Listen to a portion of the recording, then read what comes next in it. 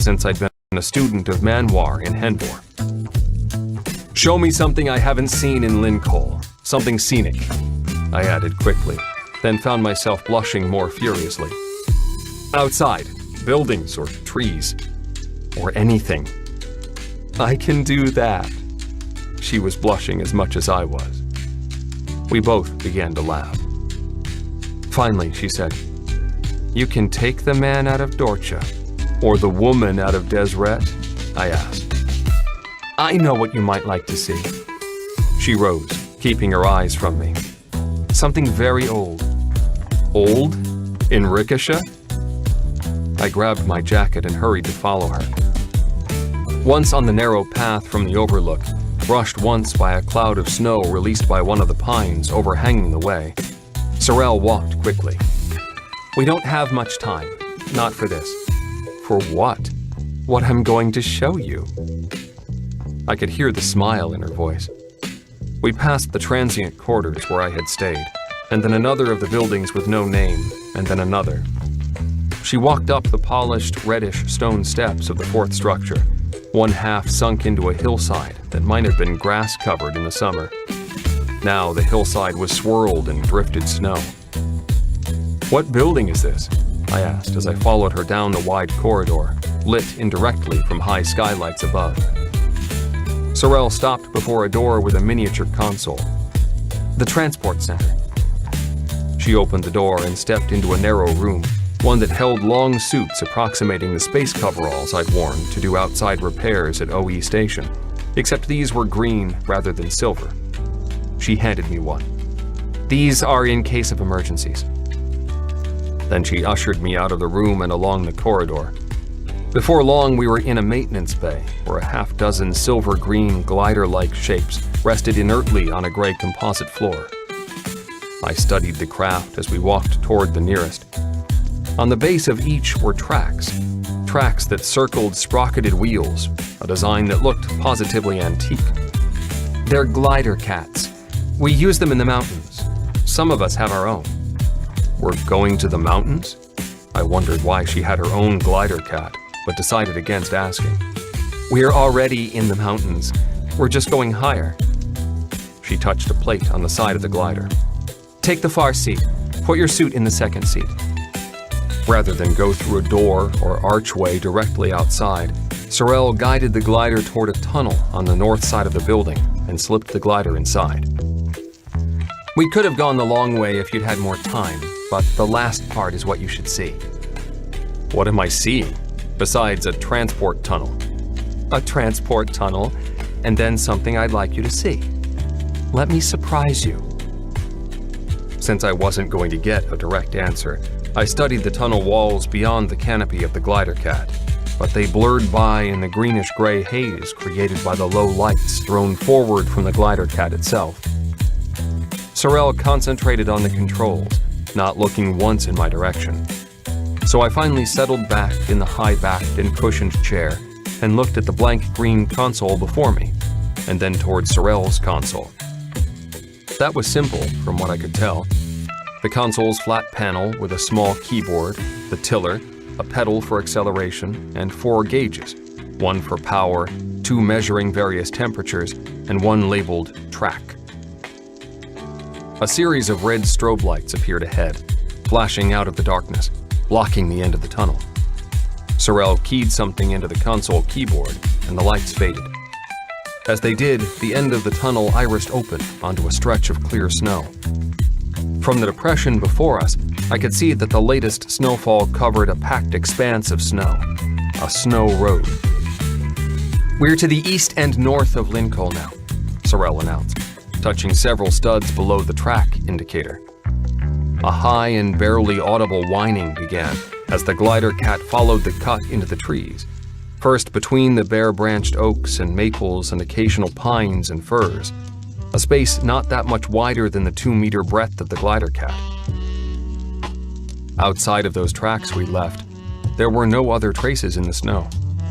We traveled less than a kilo before the deciduous trees gave way totally to evergreens clothed in white.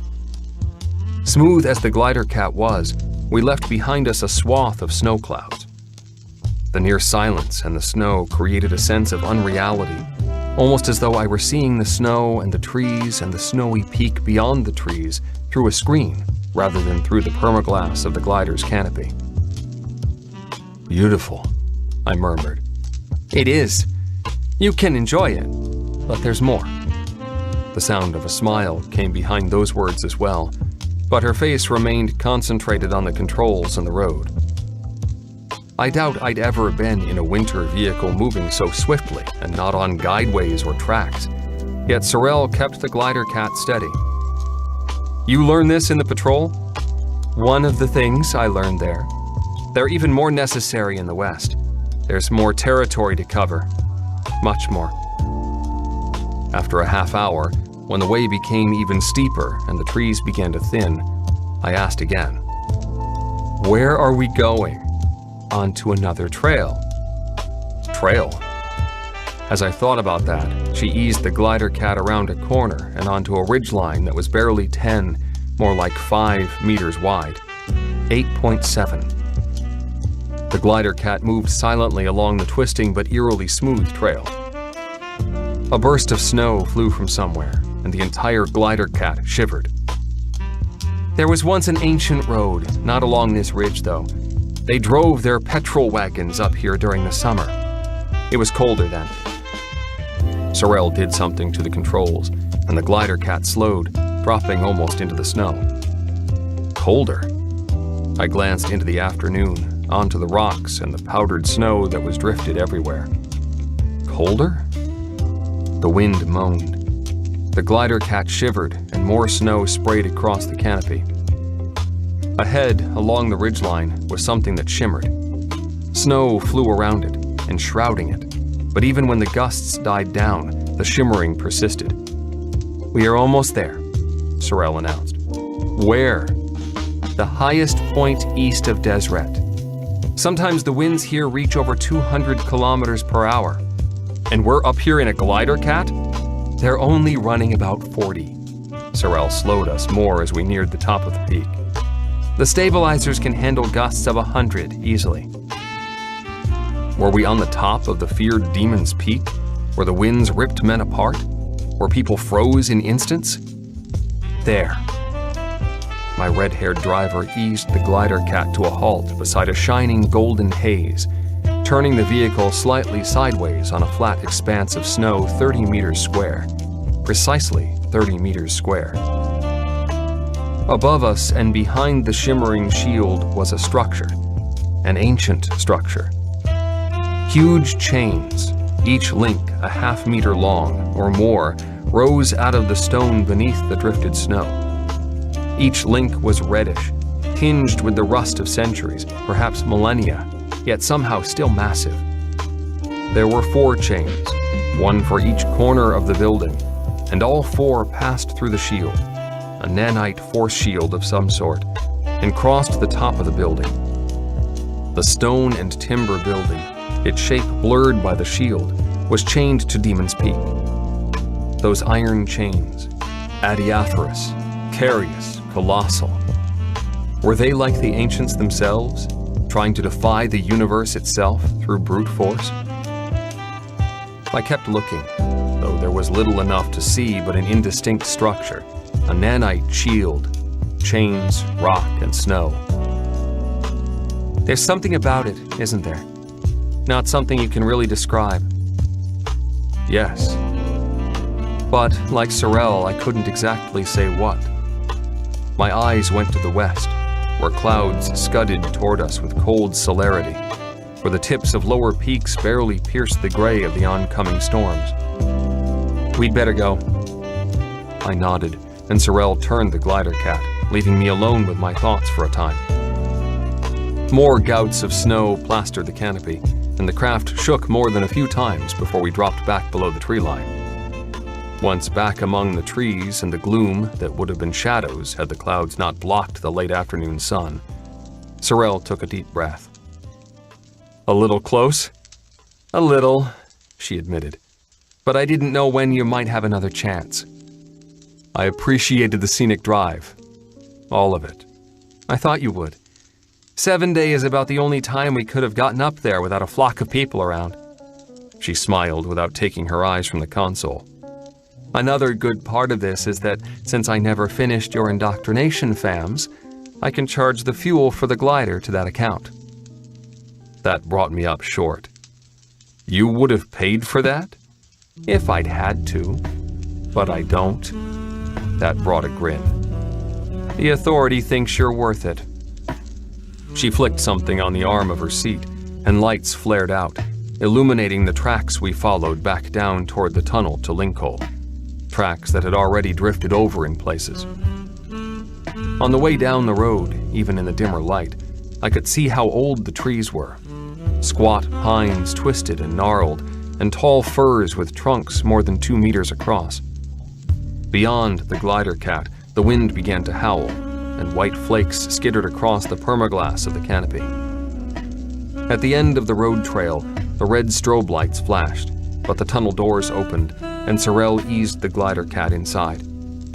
Her entire body relaxed once we were in the tunnel. "Thank you," I said again. "I'm glad you liked it." "I'm not sure I liked it," I had to confess. "But I'm glad you showed it to me." "What was it?" "A meteorological outpost, from what we can tell." "But people drove petrol wagons up there?" "There's a lot the ancients did we still don't understand. It could have been religious, or some of them might have been ancestors of the rock-climbing self-suiciders." I chose not to mention Sansel, but Sansel was anything but suicidal. The ancients? Who could tell about them? When we came out of the transport building, the snow had begun to fall in Lincoln as well, lazy, fat flakes dropping out of dark gray clouds. In the time it took us to cross the 400 meters between the transport door and the transient quarters, the wind picked up. Snow turned into a gusting sideways curtain of white, coating my hair, turning Sorrel's red hair white. We ducked inside the double doors leading down to the glider platforms and wiped off snow. "Definitely cutting it close," I said. "You always have, Tyndall." "Me? You were driving." She raised her eyebrows again, and I had to grin. We walked slowly down the steps to the glider platforms. Then we stopped. I had a good day. I found myself smiling at her. The departure bells rang twice. Sorrel squeezed my hands. "I won't see you much before long." I frowned. "You're going to be busy when you get to ship handling. Very busy. So Andra told me." She squeezed my hands again, and I had to scurry into the second seat in the glider. The doors slid shut, and I was swept eastward into the tunnel toward Runsui. In the glow of the glider, with the darkness of the tunnel beyond, I sat back in the glider seat, closing my eyes and trying to make sense out of the day. Why had I blushed so much, felt so much like a schoolboy again? Because I didn't have to be so on guard? Because I knew Sorrel had seen me at my worst and would still see me and talk to me? Abruptly, behind or before my closed eyes, arcs of fire exploded, so bright that it felt as though they seared my ears. Yet those golden red arcs of fire were brighter, closer, and the depth of space far deeper, yet nigher, with a fulgence that beckoned, than I had ever sensed before. I sat up in the dimness of the enclosed glider, eyes wide open, breathing hard. What was it about that Nihilin fulgurance? And why now? 63. Runsui, Orbit 2, 4520. The body senses reality. The mind interprets it. Trust your body. After all the days in the dark simulator with Alicia, suddenly it seemed I was standing, waiting for a shuttle to Orbit 2. Alicia had been as brief as always the day before, telling me, "Report for the 0700 shuttle tomorrow. Be at the operations desk by 0630. All you'll need is 2 complete sets of candidate greens, toiletries, and underwear. Your instructor will have everything else waiting for you. The first FAM runs 3 days, usually, but that depends on the instructor and you. Yours might be less because you have null grav experience, but I wouldn't count on it. I wasn't.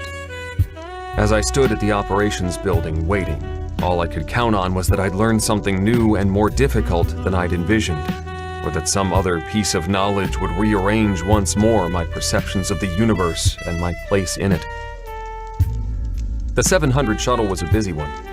A good dozen people stood in the area of the operations desk by 0645.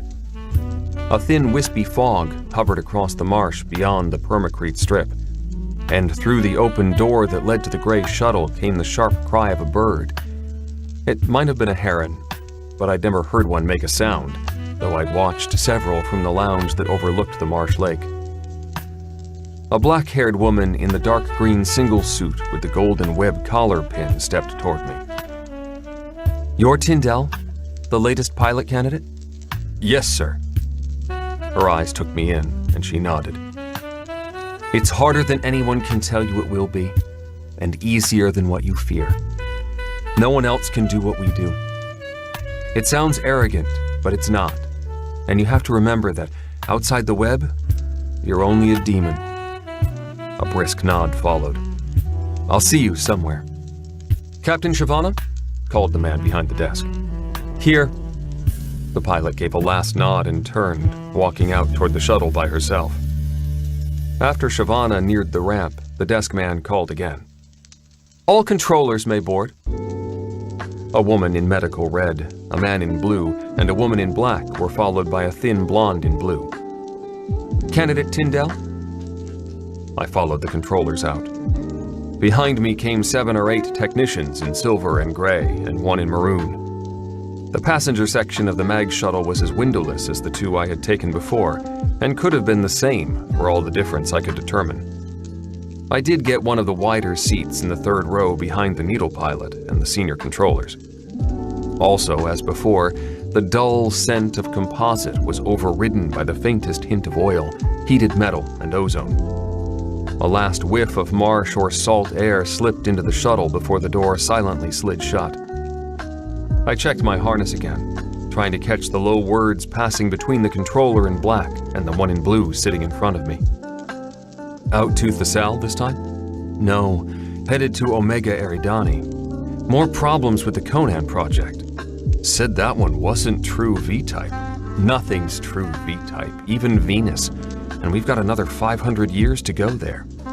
So why do we do it? Better than bemoaning a universe in which T-type worlds are almost non-existent. Might as well do something to have our flowers in more than one garden." Flowers in more than one garden. I nodded at that. "Please make sure your harnesses are fastened. We will be lifting shortly."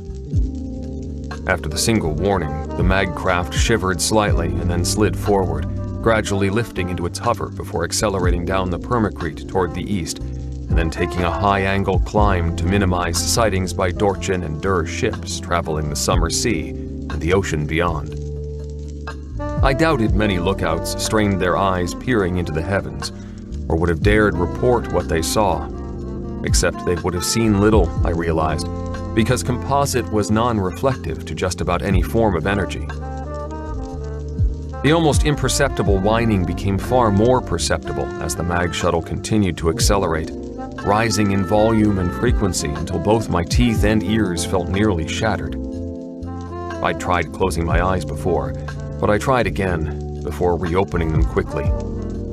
That hot darkness was filled with fragmented images of various objects being hurled at me and recollections of trying to find Thomas in hot blindness while being continually struck. I left my eyes open and waited until the whining died away, until I found myself being pushed forward in my harness by the force of a brief deceleration, then weightless, drifting upward against the restraints. Finally, I could hear the clunk of docking at Orbit 2. "Smooth trip?" came from the seat in front of me. Null gravity didn't bother me at all now, and I glided out of the seat and toward the opening hatch, behind the black-haired web pilot, the senior operations controller in blue, the authority controller in black, at least I thought the authority controllers wore black, and the medical type in red. In the tube from the lock outside the shuttle, The black-haired Shavana had pulled herself to the side to talk to another pilot, and I hung back, tuning up my hearing to catch what I could and letting the technicians slip past me. "What are you here for, Aurelia?" "Lucky me. Drew training. Candidate on board. He's in back, I think. Doesn't seem too bad. Where to for you?" "Mithras. The new plano-forming station there. Hard haul, they say. And it's a low road. Long subjective. Someone has to. Better let you get to your charge. He's holding back, either because he's polite or eavesdropping. Both, I'd guess." I tried not to flush as the two pilots said goodbye. Then I eased forward with my small duffel, using the overhead lines. "You must be Tyndall." The training pilot had short brown hair, scarcely longer than mine, pale gray eyes that looked right through me, and a pleasant smile. "Yes, sir." "You don't seem terribly upset by weightlessness. You've been in null gravity before, right?" "Yes, sir. 3 years personal objective on OE station."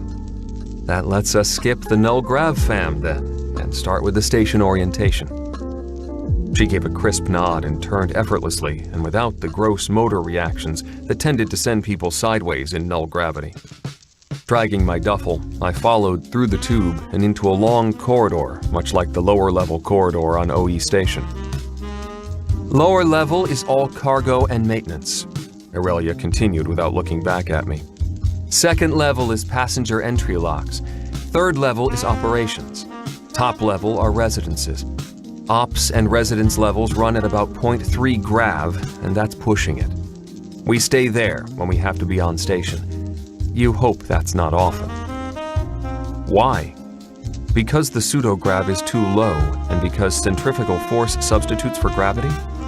It doesn't precisely replicate the physiological impacts." "You've used a broomstick?" "Yes, sir." "Good. We'll start with the bug, after we suit out." Aurelia led the way around the lower and outer edge of the station, all in null gravity. We passed a transition lock, then 2 cargo locks, and another transition lock. A technician in silver approached, a new technician, indicated by the not quite fluid movements. "Good day, sirs." "Good day," Aurelia answered cheerfully. I echoed her greeting. Aurelia drew herself to a halt opposite a green hatch, a dark green hatch. "This is the lower-level ready room."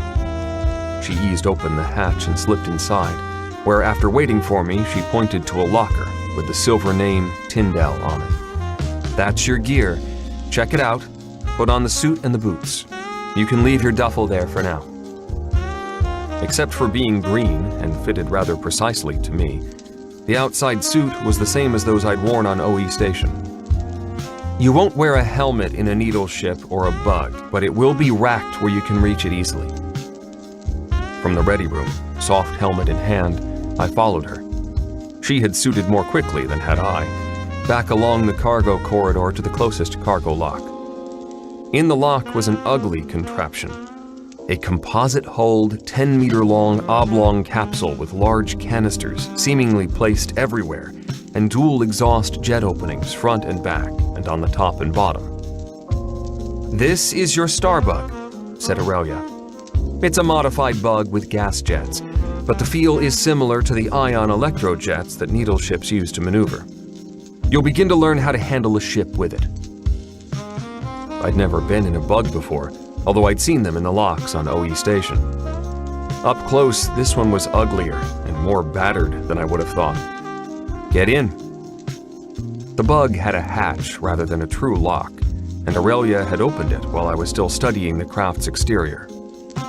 "That's where you sit." Aurelia pointed to the single seat in the middle compartment of the bug, a seat surrounded by blank screens. "This isn't quite a standard bug. The controls are set like a needle ship's cockpit, the part a pilot uses. It isn't big enough for the entire control section." The bug's control seat looked more like one of the needle ship passenger couches than a vacuum bug control station, except that there was no overhead matching clamshell. A bug wasn't built for the degree of acceleration-deceleration that required a nanite cushioned restraint seat. "You get the part that looks real," I sit up front." She gestured through the open forward interior hatch toward a much smaller and more cramped console and seat behind a real permaglass canopy. "Someday, if you're good enough, you'll be the one up there." She slipped toward the seat that looked so oversized. "First, the harness and headset there. The harness plugs into the inserts on your suit. I'll show you. Oh, and put your helmet in the open locker to the right." I eased my way into the seat, stowing the soft helmet, and strapped myself in place. The restraints were designed differently from those I'd had as a passenger, more confining. Aurelia hooked a foot under the rear of the seat and demonstrated how the harness mated with the restraints, and how the data leads mated with the receptors on the tops of the forearms of the outside suit. "Your arms won't leave the seat channels once you begin an insertion, not until you're back out at your destination." I slipped on the headset, more like a form-fitting partial helmet, and staggered mentally at the mass of sensory data.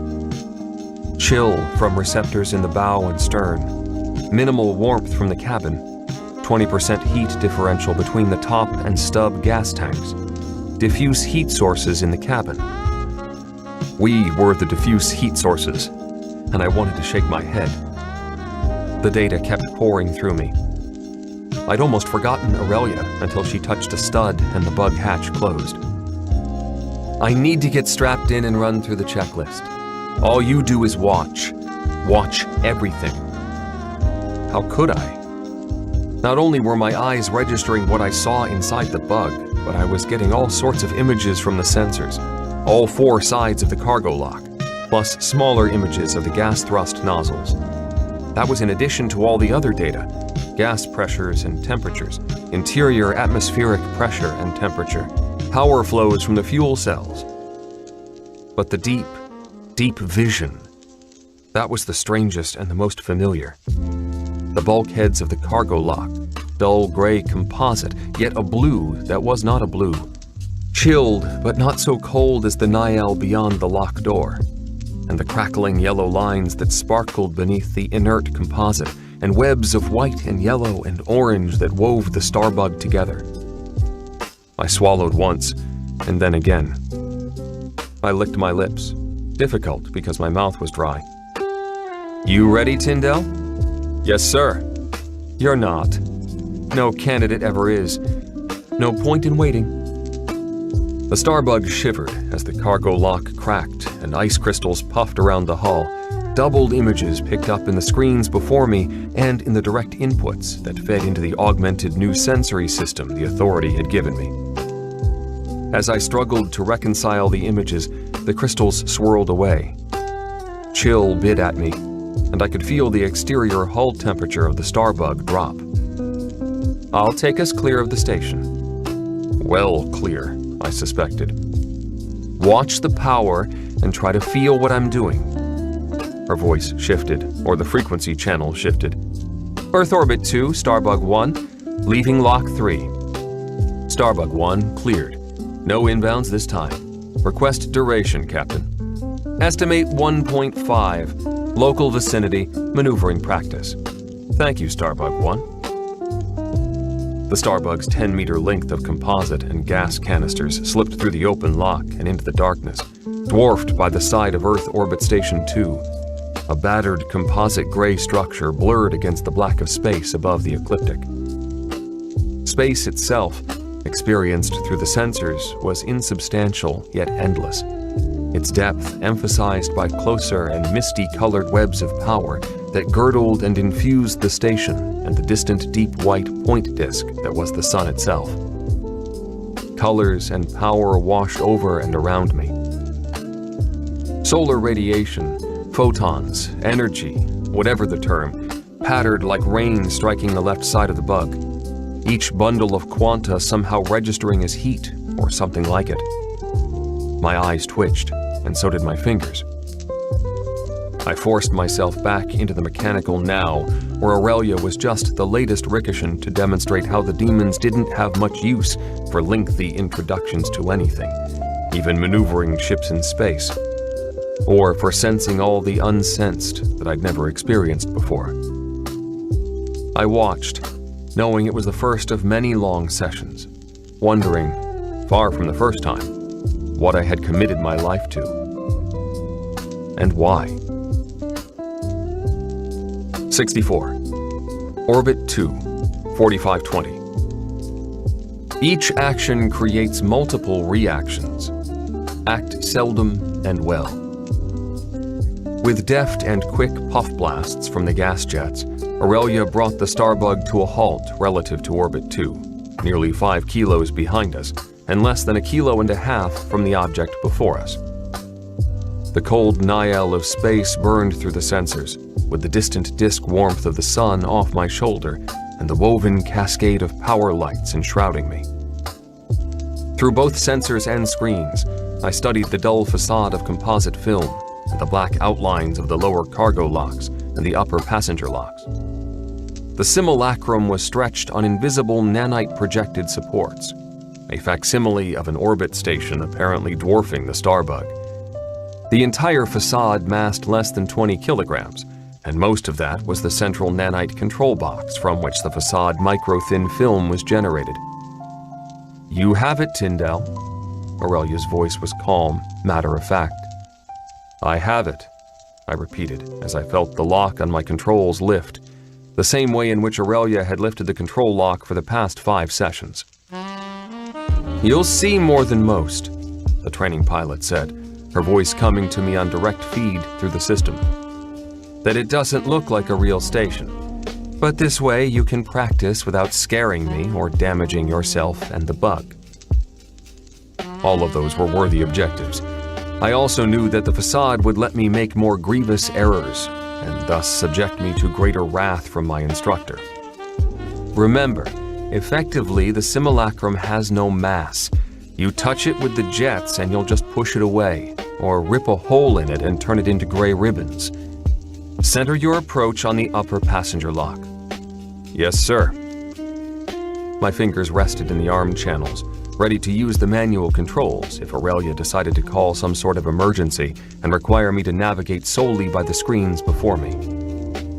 The direct links were faster, but I knew I'd be drilled in both types. How was I supposed to complete the approach?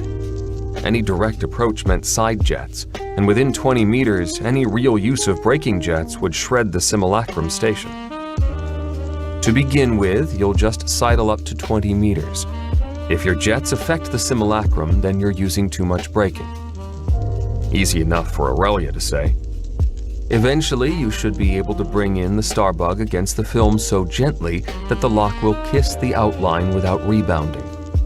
Then we'll try approaches to a closed station lock, and eventually we'll start borrowing needle ships after they've finished their runs so that you can get the feel of a real ship. I've talked enough. Bring her in to 30 meters from the lock shell. I gauged the distance. 0.875 kilometers. Too far to begin with a side approach. I'd end up having to shift gas to the side tanks in order to get enough braking at the end.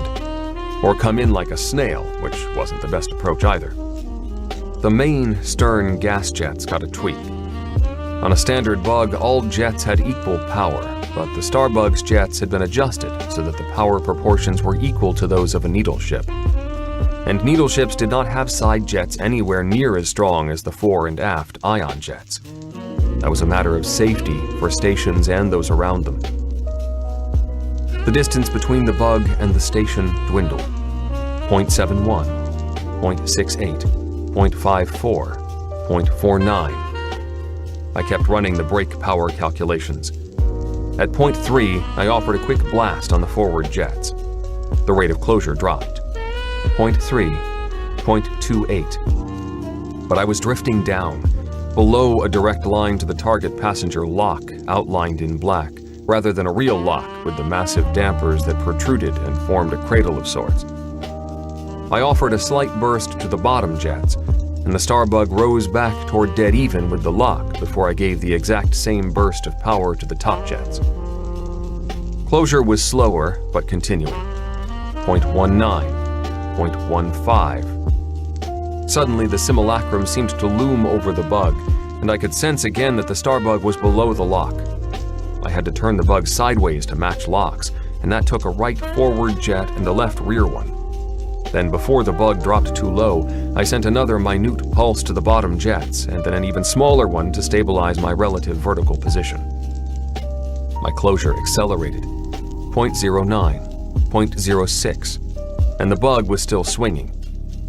I reversed the turn thrusts, and the inputs indicated that the bug was parallel to the station. But I was still closing far too quickly. 0.04.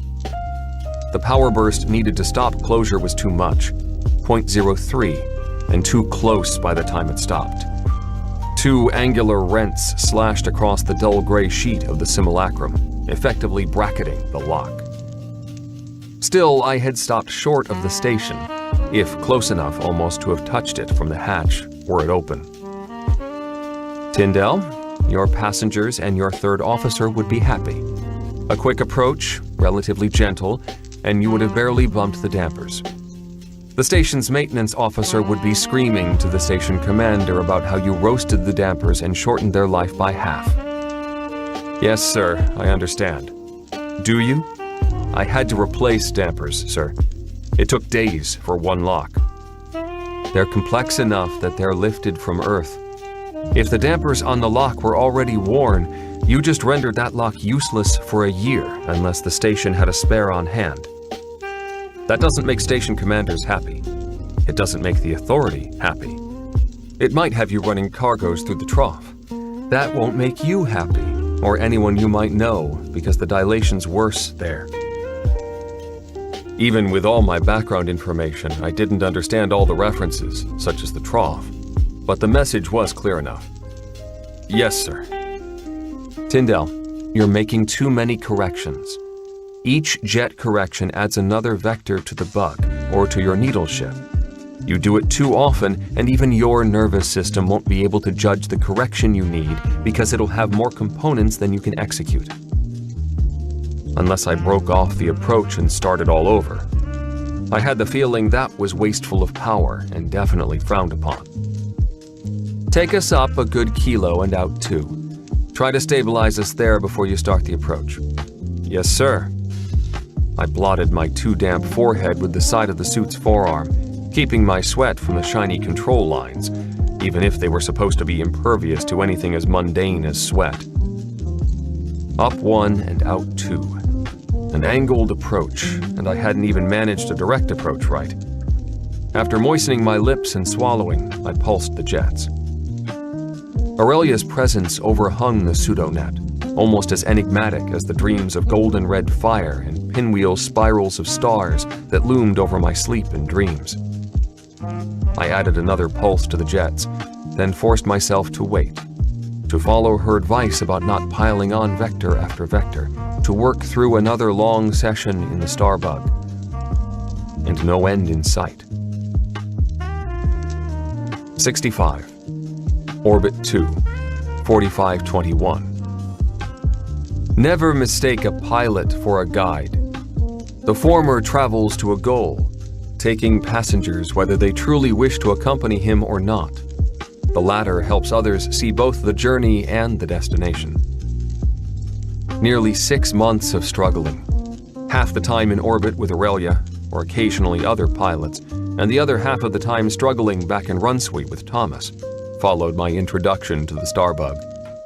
Sorel and I linked, and even less frequently met and talked, gingerly, like two people balancing on a narrow beam in darkness, uncertain of which direction might lead into deeper night and which toward dawn.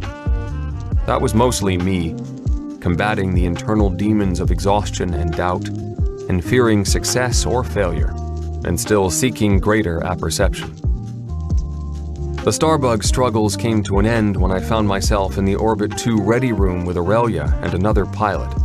Short, almost squat, and stocky, with muddy brown hair and gray-blue eyes, with the piercing and washed-out irises that seemed common to all pilots I've met. Captain Aragor is one of the captains of the Taylor, Aurelia announced. He'll work with you. I'm just here to observe and to set up the simulacrum. Pleased to meet you, sir. I inclined my head to him and bowed slightly. It's always good to see another candidate, Tyndall. We never have enough pilots. Aragor smiled warmly. His body posture and eyes confirmed the smile. "Shall we go? You'll need almost 2 hours for the first fan." 2 hours? Was I going to inspect every cranny of the needle ship? "Just about," he answered the unspoken question, or perhaps the question I'd felt so strongly that he'd picked it up through his own enhanced nervous system. Or every candidate felt the same way. "Put on your outside suit." Intellectually and mentally, I knew the tailor. The reality was different. Different even from my recollections of what I had felt on my first trip out to Omega Eridani. Somehow the needle ship was both larger and smaller as I followed Aragorn on my broomstick along the tailor's hull. Although the jets incorporated variable geometry nozzles, from outside they appeared just as squat black spouts. The four set both fore and aft, nearly 3 times the size of the side maneuvering jets. Outside of the jet's nozzles, the ship's exterior was without projections, a cylinder 100 meters long, gently rounded at each end. The hull was dull, black, inert composite 2/3 of a meter thick, capable of withstanding any man-made impact, even impacts where the shock would destroy the interior, capable of withstanding the enormous pressures and temperature fluctuations of overspace insertion and exit. "Most needles have their hulls rebonded every 5 years. Aragorn's voice was soft in my ears, undistorted by the soft helmet. He turned his broomstick back toward cargo lock 3. "The abrasion from insertions." He did not speak again until we had left the lock, helmets in hand, and were headed up to the passenger level to enter the tailor. "Most people couldn't tell one needle from another, not from outside, and some not from inside. You'll always sense the differences. Pilots do." I hoped I could. The tailor followed the standard design of all needle ships. Cockpit and passenger section forward and on the upper level, power sections fore and aft, and cargo in the larger lower holds. There were no permaglass canopies or windows for external viewing, not in the ship's normal configuration, although there was an emergency navigation porthole in the control center, behind a movable section of hull, a port that had never been used on the tailor, according to Aragorn. The control center, or cockpit, held 3 of the massive acceleration couches, forward bulkhead screens, manual controls before the center couch. That was all that was visible, though I could feel the sensors and the power lines and all the connections of the tailor's systems. Aurelia gestured to the couch on the left. "You sit in the seconds chair until we're well clear of the station." She took the third couch. Aragorn said nothing as he took the command seat, nor could I hear anything as he went through the checklist. I did sense changes in the status of the ship. I could feel the fuse actors come online and the locks closing, the fullness of the Rinstall cells. Shortly, the tailor slipped away from Orbit 2 so smoothly that I could not feel the change, only sense the parting of 2 sets of energy concentrations. Equally deftly, Aragorn eased the ship to a halt, so deftly that I wasn't sure he had until, abruptly, the pilot eased out of his couch, his boots a half-meter above the deck in the null gravity. Using the toe of his left boot, he levered himself down deftly and extracted a pouch from the small locker in the base of the couch. He clipped what appeared to be a coupler and then a length of sensor tape to the input line to the controls. "This allows me to freeze you off the system and the boards, if I think it necessary. Even with this, I can't sense what you're doing. I can monitor what data you call up from the system and the physical reactions of the system, but not your inputs. Aurelia has doubtless told you why it is engineered that way. I'll be following the ship's monitors and the screens. If they show a problem, I'll take over and..." He smiled ruefully. "It won't be gentle. You'll have enough of a headache that will be done for the day. So try to be careful and not waste the time you have with the tailor. You can take the command couch now." "Yes, sir." Taking time to familiarize yourself with the ship is not wasting time. Take twice as much time with that as you think you need. For all his outward courtesy, for all the softness in his voice, I could sense the metal core of the man, one that brooked no argument. "Yes, sir." After you feel comfortable, you will make your first approaches to a simulacrum. That's just like you have been with the Starbug. The simulacrum will be modified in scale to match a true needle ship, but the proportions are the same so that you shouldn't have that much trouble adjusting. I hoped I didn't, and I tried not to fumble as I linked into the Taylor's net system, and was blinded and deafened. White lights strobing from deep within Orbit 2. The faint warmth of the distant sun oozing through the composite of the hull, the patter of photons clicking across my skin. Or was it the hull? The cage of power lights fractionally shrinking and contracting around me. The whispering chill of Nihil space sucking, grasping at the heat within me. Cold points of light set so infinitely distant that each was a tiny cold bell frozen on a single note not quite struck. After the initial onrush, I swallowed and began sorting through the sensors. While the inputs were all the same as with the Starbug, the strength of the outside sensors was nearly overwhelming, and more than half of the inside system feeds felt deeper, the ones that had been simulated and were now real. I went through the checklist, not because the ship needed it, but because that was the surest way to ensure I had the feel of everything. Then I scanned all the exterior sensors. Somewhere, along the way out from Orbit 2, Aurelia or Aragorn had launched the simulacrum. Through the sensors of the needle ship, the simulacrum felt even more flimsy and false, the thinnest construct approximating reality. Beyond the ghostly presence of the simulacrum station was the solid presence of Orbit 2, somehow warm and stolid in the Nihil dark. In time, I looked at the older pilot, then back the other way, in Aurelia's direction. "I'm ready, sirs." "Make a standard approach to 30 meters, Aragorn ordered. "Figure about 10% greater response lag than you've been using with the bug. It varies from individual to individual, and you'll need to work that out before we try anything closer. Don't try to stretch it out at the end." "Yes, sir." The controls were physically the same, and the ion jets responded almost as had the modified gas jets of the Starbug, but the needle ship felt more massive. Once I'd eased the Taylor toward the target station's lock, I monitored everything, watching even more closely over the last few hundred meters of the 2-kilo approach. 0.060, 0.055, 0.048. The ion jets eased off, as did the load on the fuse actors, and the Taylor rested motionless at 45 meters from the simulacrum. I could have eased it closer, but Aragorn had ordered me not to try that. "Good." Aragorn's head turned. That I could sense from the system without looking. "And good Starbug instruction as well. Take her out to 2 kilos, where you began this approach, and try it with a 5% lag instead of 10. "Yes, sir." I eased the Taylor away from the simulacrum, gently at first, since a full blast of the ion jets might have shredded the film surface, and back to where I had begun the first approach. Then I recalculated, and then, with a slow, deep breath, tried again. The separation between ship and simulacrum dwindled. 0.048, 0.039, 0.034, 0.031. After the last puffs from the ion jets, I had the Taylor 25 meters from the simulacrum lock, without a mark on the film-thin composite.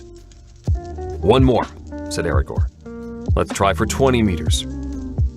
I managed 20 meters, 21, rather. My forehead was slightly damp, but not pouring sweat. "Fold and recover the simulacrum." Aragorn gave the impression of a shrug, and he turned in the second's couch. "You seem to have a good touch, Tyndall. We'll see how that works later on.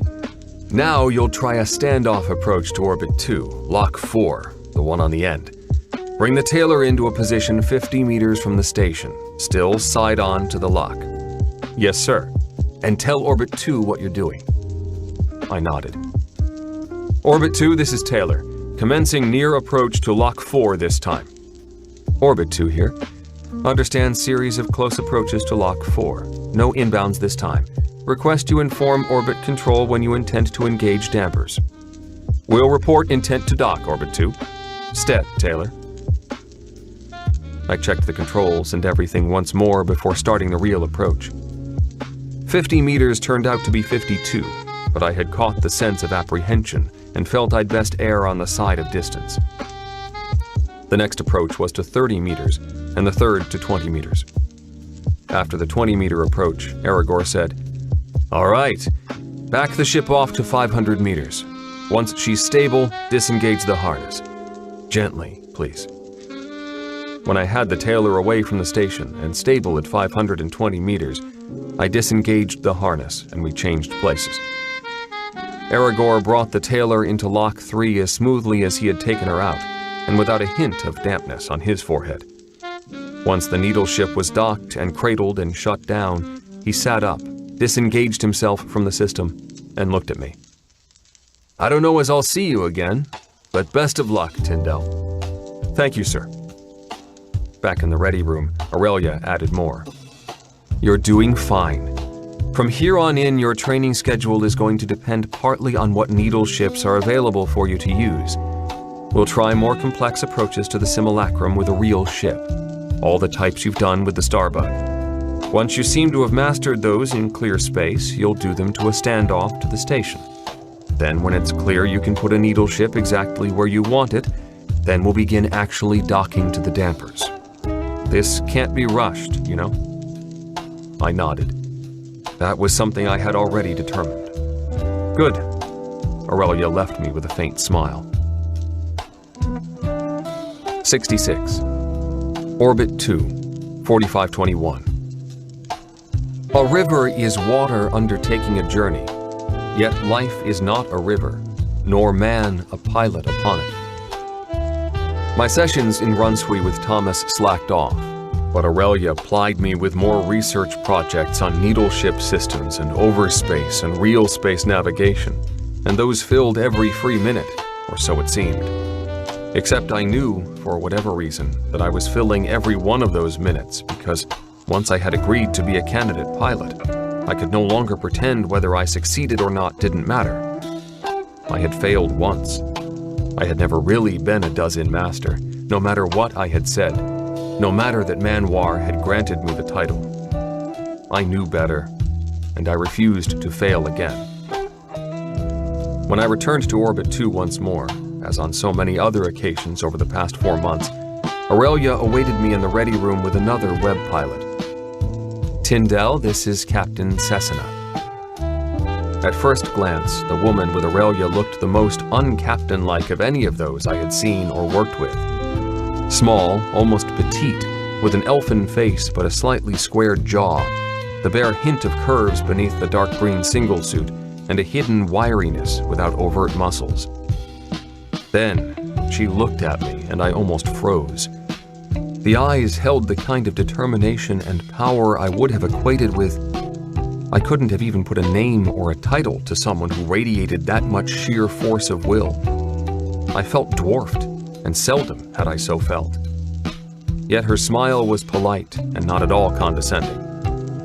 "Cessna is a senior captain," Aurelia continued. "She'll work with you for the next few days as necessary." "I am pleased to meet you, sir." I bowed to cover the shock I had taken. "We're fortunate to have the hook for the next several days," Aurelia added, "and Cessna." Cessna inclined her head toward me. "The hook is cradled at the number 2 locks, passenger and cargo." I deferred and let my seniors lead the way up to the number 2 passenger lock, where we entered the needle ship, past the 2 maintenance crew members standing by to monitor the locks when we departed. "Don't see 3 jockeys together much. Last one's a candidate. Pretty far along if he's being allowed to handle a needle." "Pretty far along? Far enough along to get myself into real trouble?" I smothered a silent laugh. Whenever you learned enough about something, you could get yourself in real trouble. Experts always caused more damage when they failed.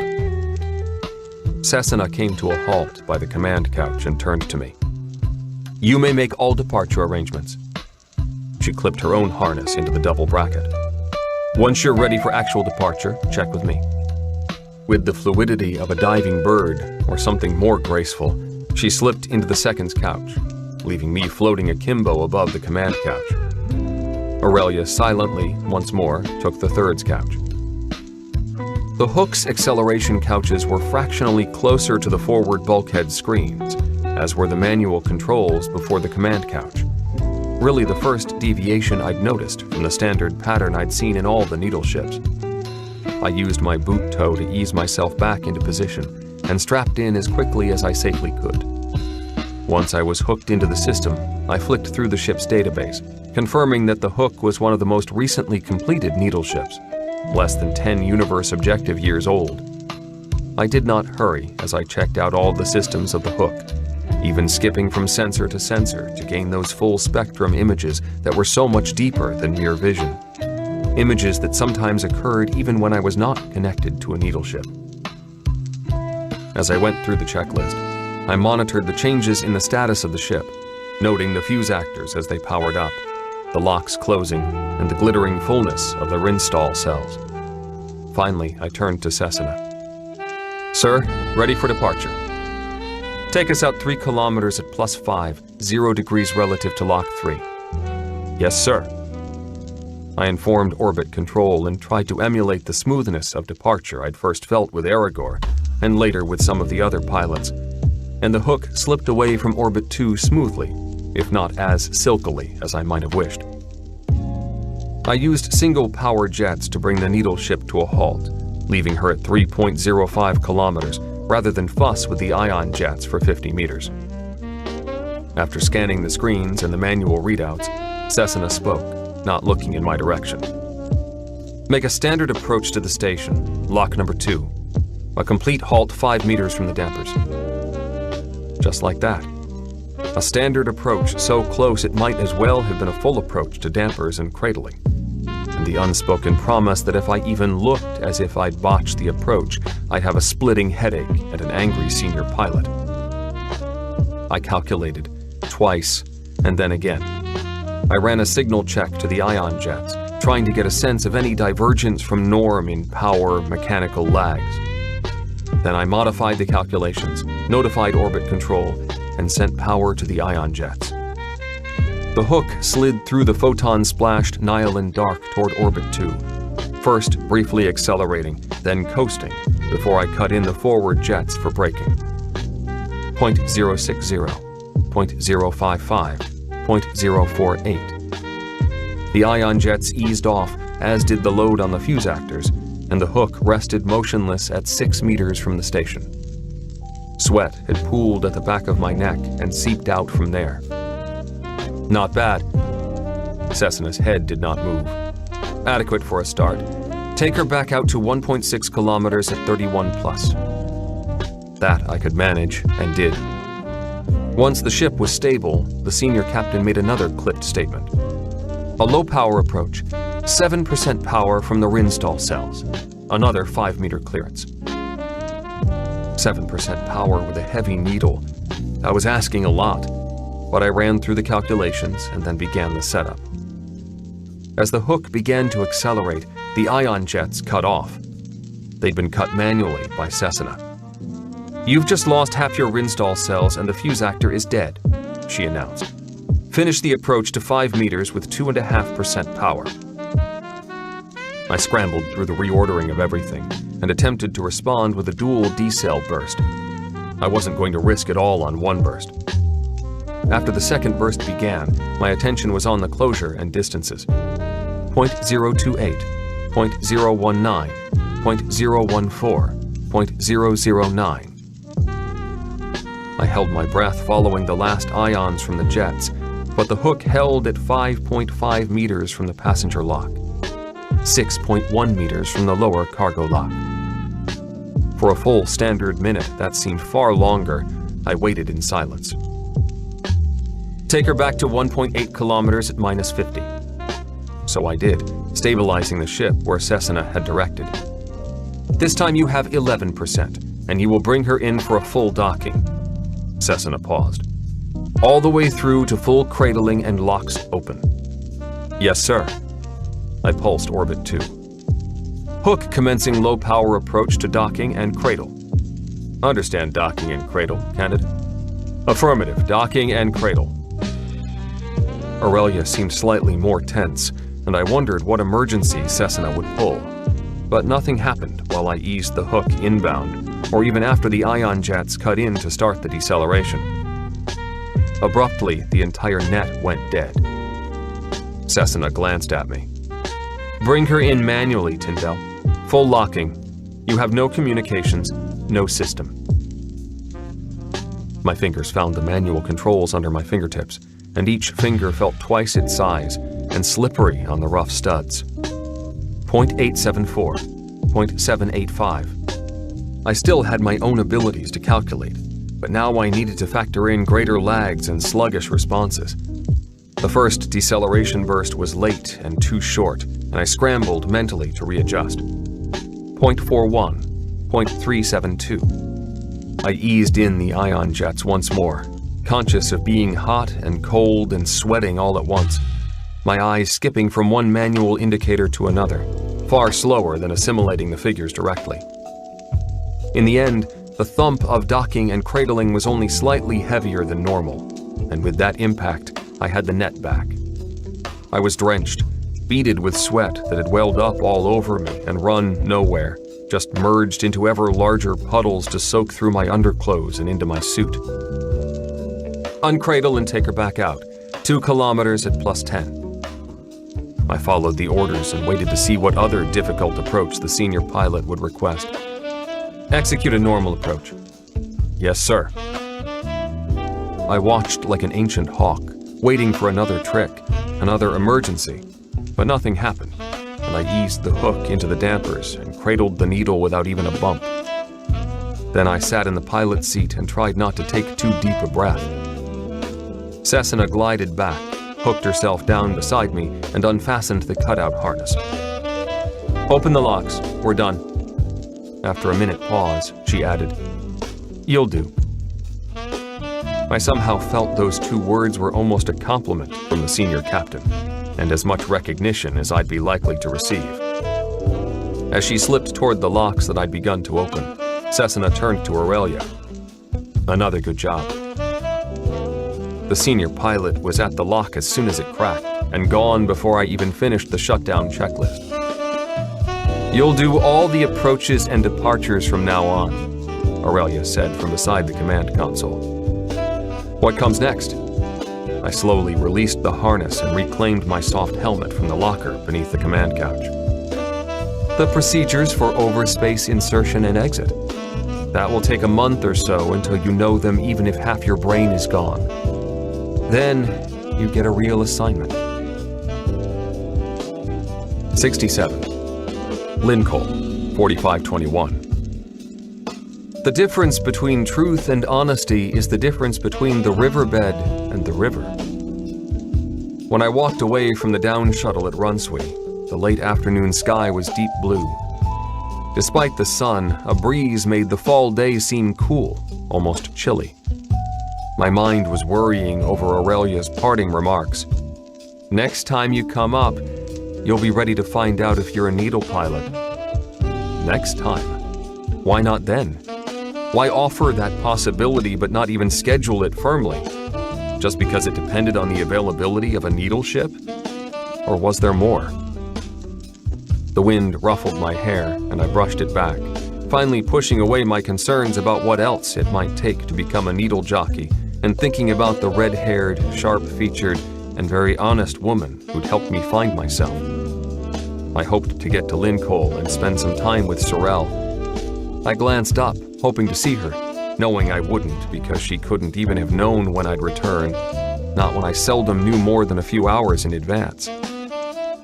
Instead of Sorrel, the sandy-haired Alyisha was waiting outside the operations building. "Tyndall!" she beckoned. I turned and crossed the dozen meters separating us. "Good news or bad news?" "No bad news."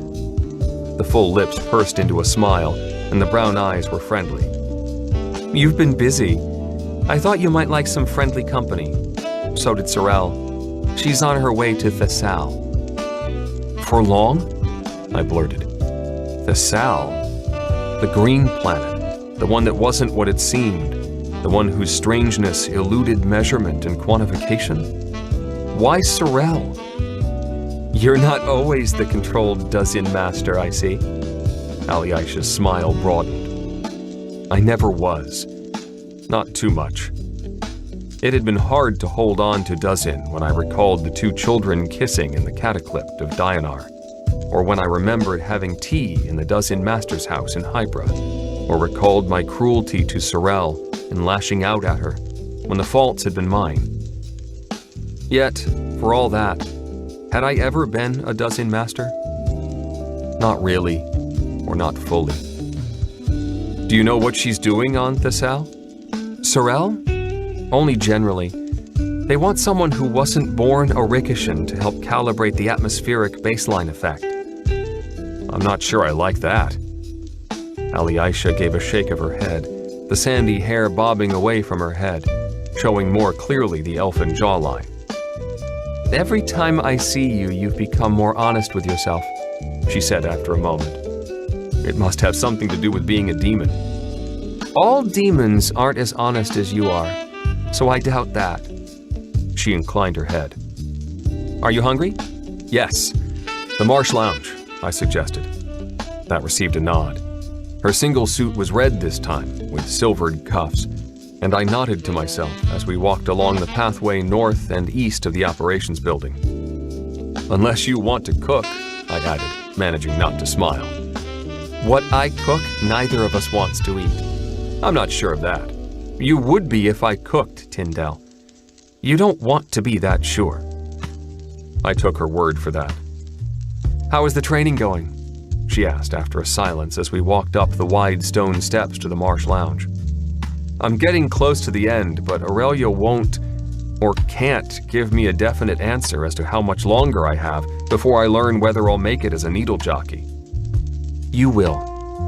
Her voice held quiet assurance. I'm glad you think so. There are times I'm not so certain about that. I held the door for her. Few are as hard on you as you are, now. I understood the now. I'd coddled myself too much, but who was to say I still wasn't?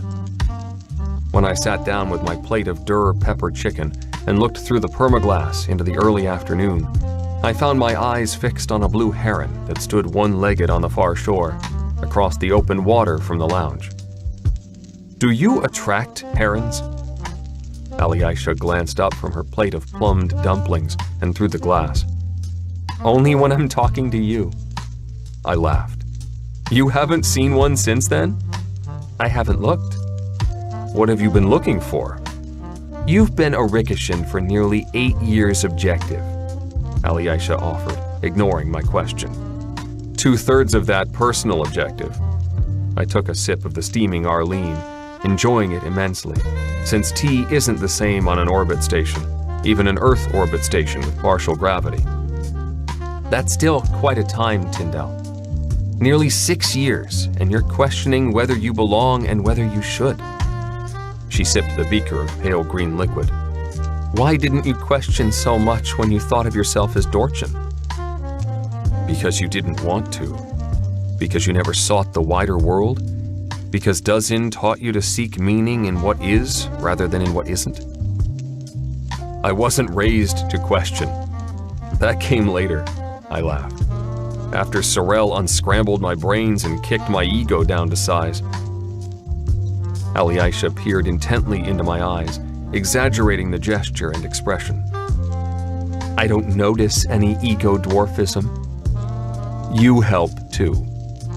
She raised her eyebrows, both of them, so comically that I nearly choked on my pepper chicken. Let's change the subject, a little. What is the heart of Rikisha? What defines it? Have you thought about it? At times you've thought about little else. I suppose it depends on what you mean by the heart. Functionally, nanotechnology is the key to Rikisha, since it enables the whole structure. You might call that the skeleton or the nervous system, mused the blonde. The pieces fell together. So obvious. So obvious as to be simple-minded. Power beyond great power allows honesty and compels those in such a society to demand it. What are you thinking? A tone of concern edged into her voice as she studied my face. About honesty. Why Rikishans have to demand honesty, and greater honesty for those with greater responsibility.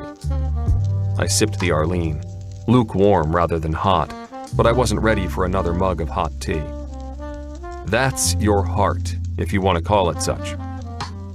An amused smile replaced the concerned frown. Because there's no workable alternative. High technology, and nanotechnology is effectively high technology, requires greater honesty if the society is to survive. Deception, even hypocrisy or excessive manners, is deadly for a society of people of power. Oh? Alyosha took another sip from her beaker, then the last dumpling from her plate. Why would that be? You know, but I presume I'm supposed to explain. I don't know if I know. Your answer, that is.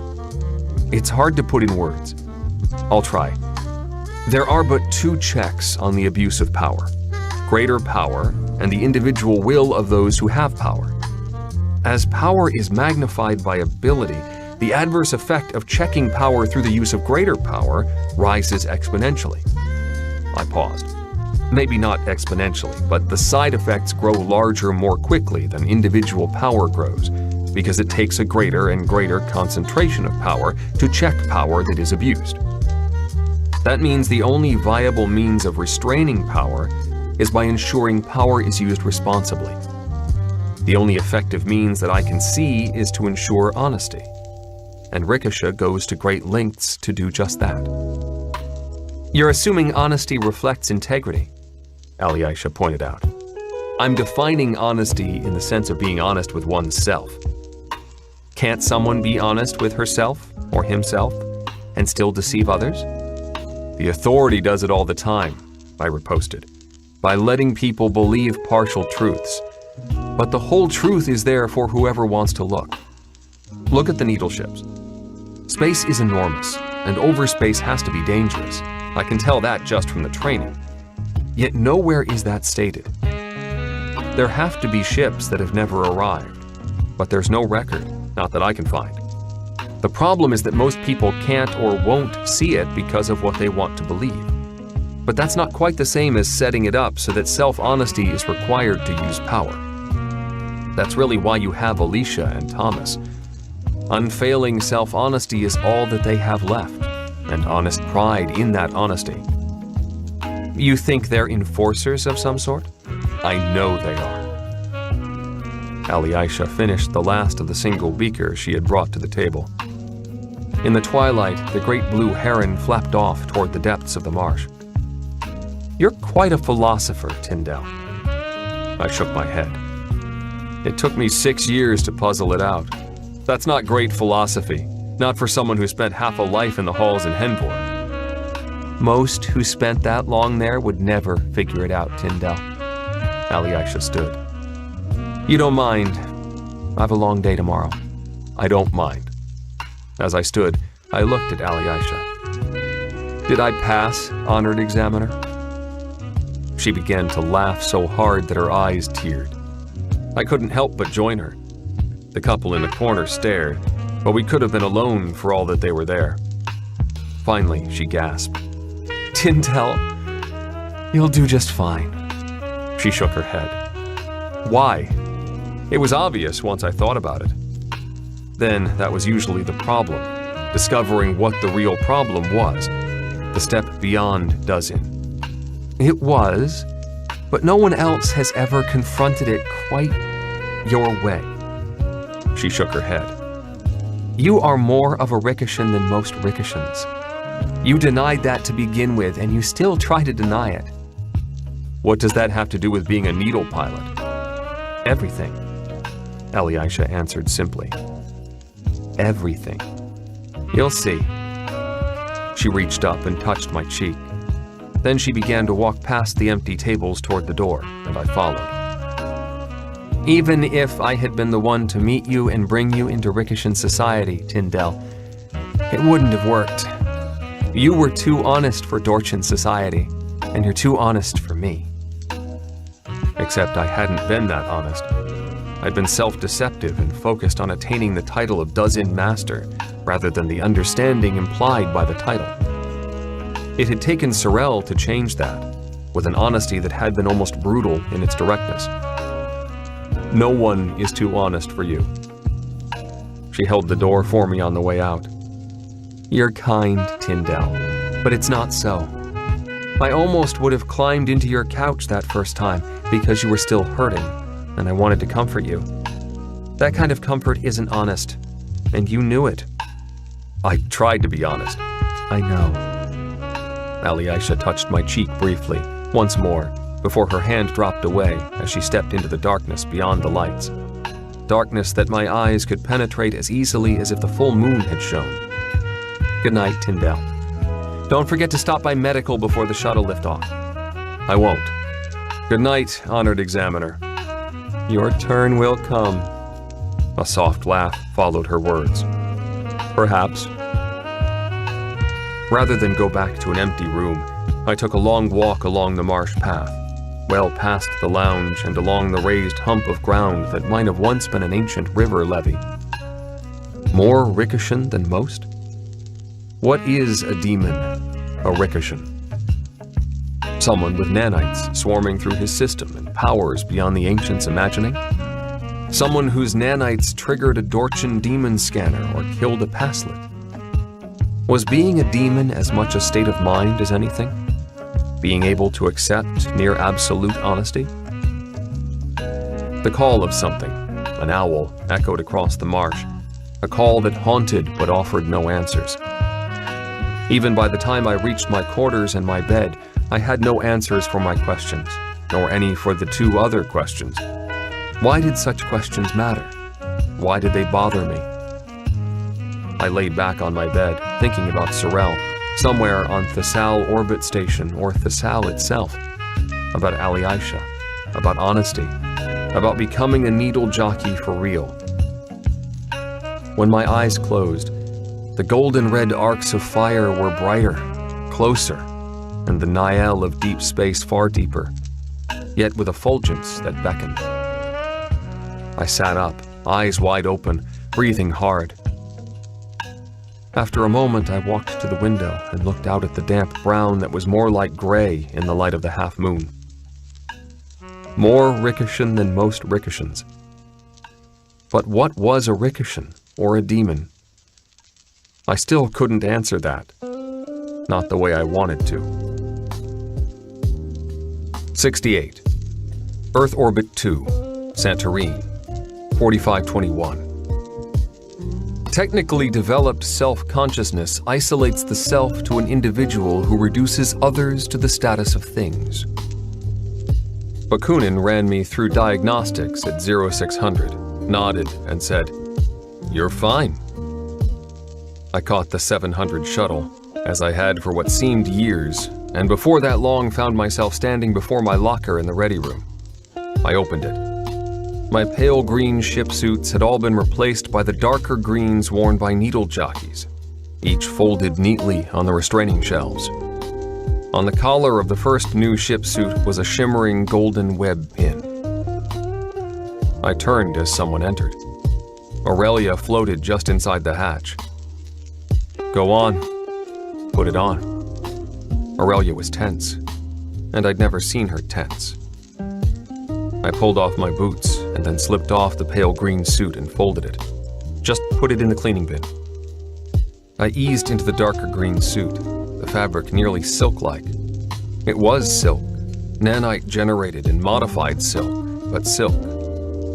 After I'd replaced my boots, my eyes went to the senior pilot. "This isn't as simple as you're making it out to be, is it?" She shook her head. "It is and it isn't. Only a mind can direct a needle ship. One mind and one mind alone. You know there's no such thing as a co-pilot. We train you as well as we can. We scan the routes as best we can and start pilots out on the easier runs. But the energy involved," she shrugged. "When we think you're ready, you get a ship and a run. And everyone hopes you've been trained well enough that we all get where we're going and back." "Exactly," she responded. Sometimes it was clear pilots could read thoughts, or close enough. Sometimes I could, even, with Sorrel and Aisha, but more so with Sorrel. Let's go up to operations, Aurelia continued. You need to meet Astlin. Then you'll meet your officers. Your officers? That sounded strange. Strange enough that I felt almost numb inside. But I took my soft helmet and gear and followed her along the corridor and up the transverse shaft. Your ship will be the Mambrino, she continued over her shoulder. The Mambrino? I repressed a laugh. Certainly appropriate for you, master of dozen and seeker after illusions. It's one of the older needles.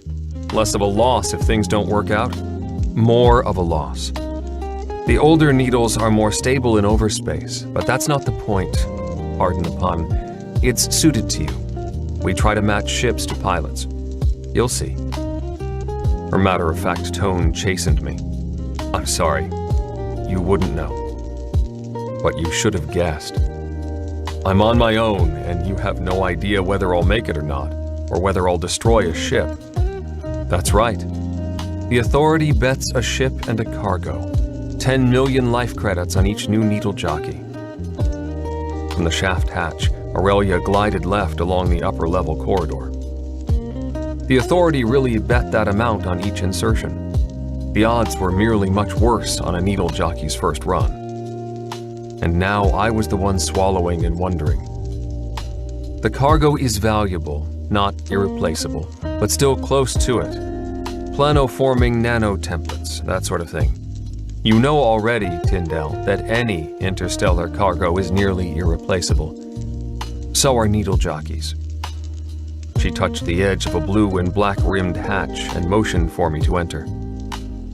A single figure waited in the operations room, standing in the light gravity beside the central console. He was black-skinned, with brown eyes that were guileless and simultaneously looked right through me. This is Astlin. He's the senior operations controller here. Astlin, this is Tyndall. I could see a collar pin, the web pin, except with 2 4-pointed stars on each side. My internal information store let me note that he was both a needle pilot and a junior member of the Authority. Tyndall, I'm pleased to meet you. I hope we'll be seeing a great deal more of you. Aurelia has confidence in you. I hope to be worthy of that confidence. What else can you say? So do I. Aurelia is seldom wrong. Aslin's thin eyebrows lifted slightly. I would not like to see her wrong. That was almost a command. Bring back the needle ship. Nor I, sir. Good. With a nod, he turned to Aurelia. I leave you to introduce the officers. Why did he need to see you? Just to let you know there is a senior controller? So that he could tell the Authority? He's the one who authorizes first flights, Aurelia said dryly. So, if you fail, it's both our heads. After a pause, she continued. On your next flight, you'll meet your crew in the ready room and introduce yourself on your own. As if on some sort of cue, 2 officers entered the small operations room. Aurelia gestured toward the round-faced blonde in the single suit that was darker than my candidate Green's had been, but lighter than the silk-like web jockey single suit. Burya will be your second. Pleased to meet you, I offered, studying Burya, taking in her air of competence. Supposedly, either the second or third officer could maneuver a needle in real space with the manual controls, in case something happened to the pilot in overspace. And doubtless the officers on the Mambrino would be more experienced than most, given my inexperience. She nodded, returning my smile with one somewhat forced. Aurelia says that you're good. We'll see, won't we? I hope to live up to her confidence.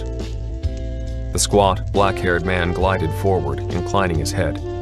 Aurelia explained. Sufan will be your third. He's actually going to Santorini for a more permanent assignment, and you'll pick up another third for the return.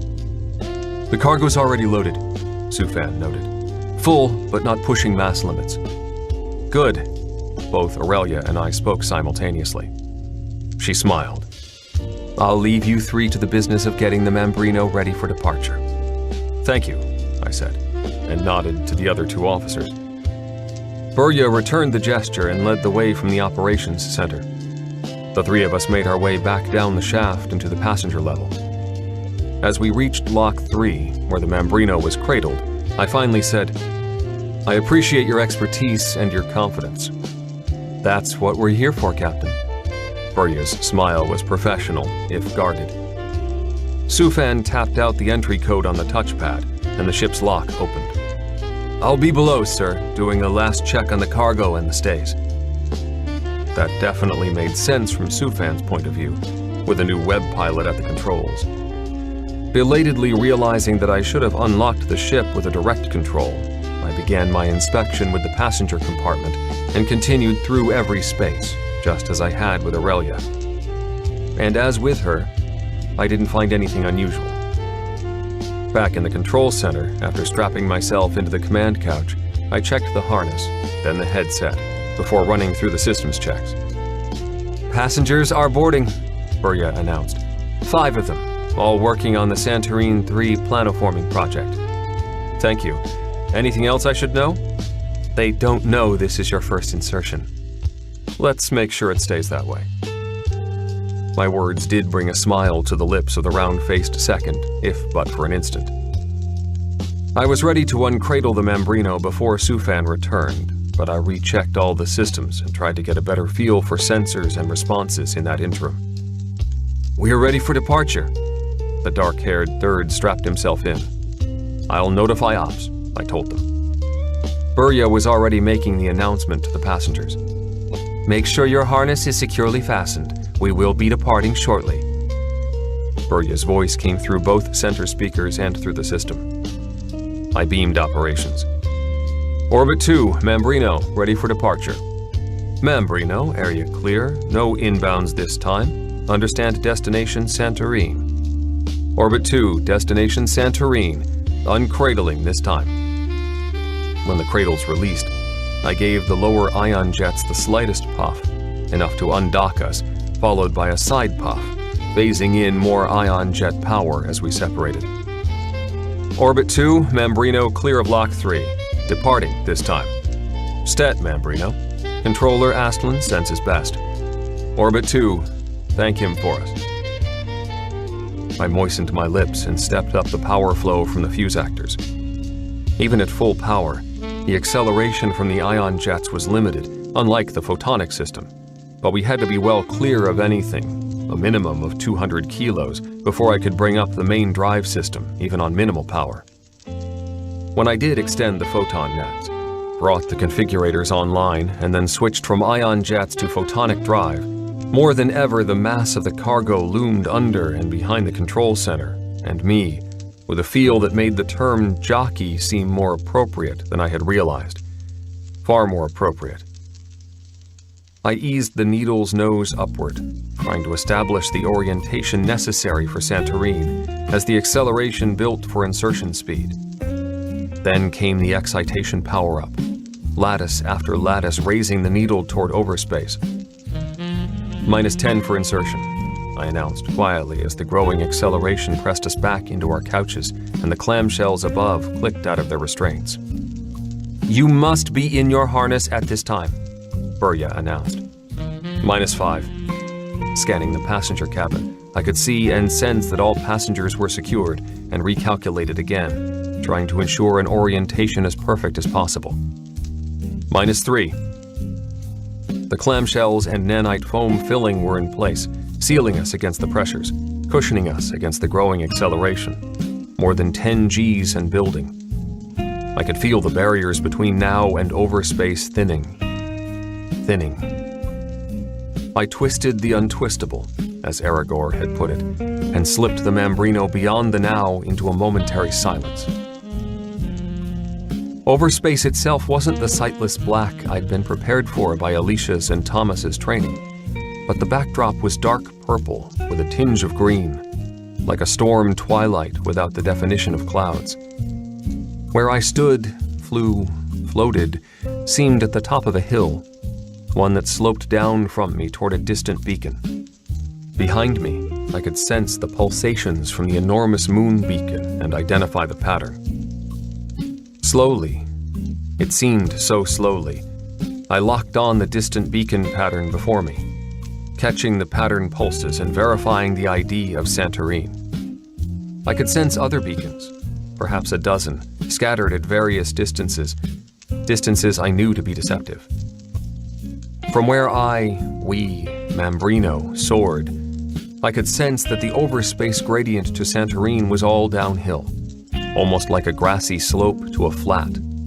I stepped, guided forward. A lazy black sun slowly climbed from below me, 288 minus 77, out of the purple mist below. I eased myself, the Mambrino, one and the same, ever so slightly sideways and forward, through the cloud of lilacs, past the sounds of a German polka and through the veil of a vanishing march. A run, a gallop, and the slope slid by beneath me.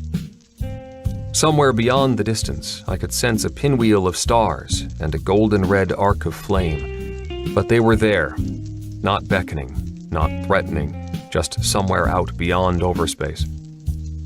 Another sun, yellow-black, turned and flared toward me, but all it took was a slight lifting jump to slip past that bumblebee-like humming and drop onto the gradient downslope once more.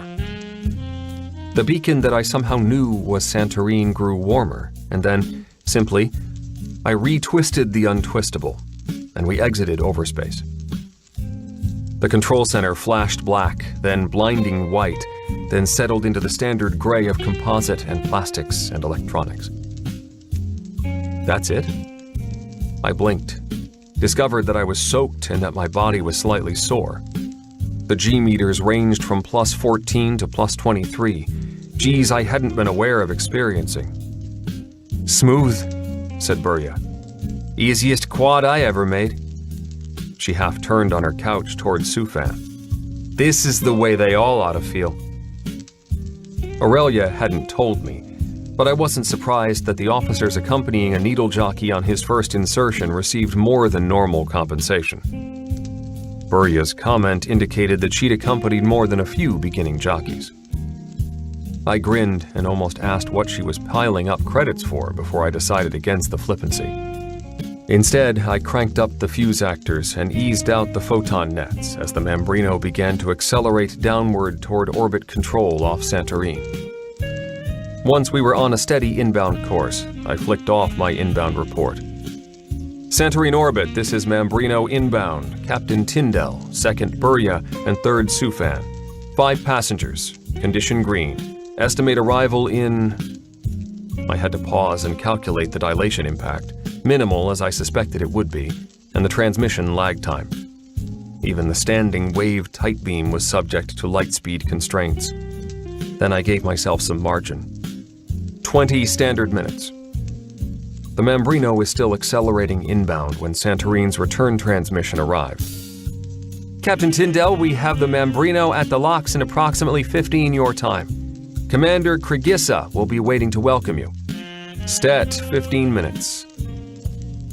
Station commanders didn't normally welcome every needle. That I knew from OE Station, so Krigissa had to know I was new. I wondered how, since nothing traveled between systems faster than a needle ship. Of course, standard procedures demanded I announce the crew and the number of passengers, and any high officials of the Rikishan Authority. And the commander probably knew all the needle pilots by name, and her run was the easiest around. So an easy run and a new name meant a new pilot. I hoped that was all. I folded the photon nets at 10,000 kilos, but with enough mass so that I could complete all but the smallest fraction of decel by 500. It worked, and I cut in the ion jets for the last maneuvering as the clamshells retracted from the couches. Santorini orbit, Mambrino 10 out, commencing final approach. You're cleared to lock 2, Mambrino. Local beacons are burning. Understand, cleared to lock 2. From there, the approach was routine, and the needle ship kissed into the cradles with hardly a thump. I managed to avoid releasing the sigh I felt as I unstrapped and then sat up. Smooth, Captain, offered Burya. Thank you. I'd hoped it would be, but you never know. No, sir, you don't, added Sufan with a grin, one of relief. You get to greet the station commander or the maintenance officer, Captain. Burya reminded me gently as I eased myself erect in the null grav. "We just take care of cargo and passengers and shipkeeping." After a pause, she asked, "Any maintenance problems?" I had to think, but I detected nothing. Was that because I still wasn't sensitive enough to the nuances, or because there were none? None that I know of. Wouldn't have thought so. Usually show up after exit and you brought us out clean. How much had been me and how much the Mambrino, that I wasn't certain. But for the moment, it hadn't mattered. The passengers had all already debarked by the time I'd finished the shutdown and reclaimed my gear.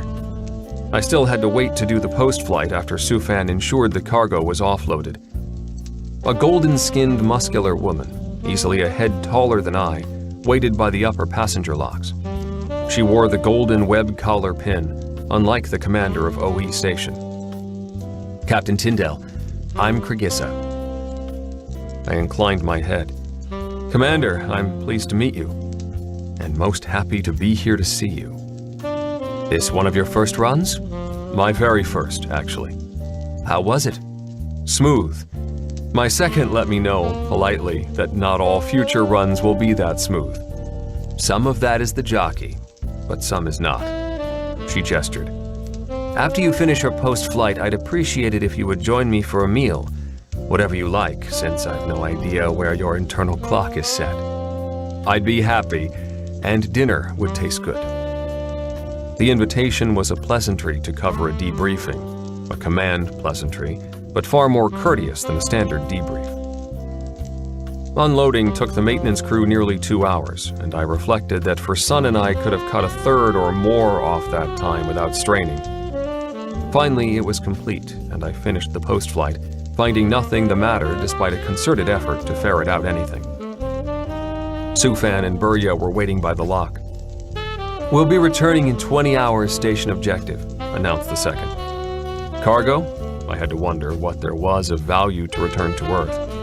8 passengers and a bunch of biological samples, plus some nano-template equipment too complicated to repair or rebuild out here. All that made a sort of sense, and I nodded. "See you in, 17 hours?" Burya nodded.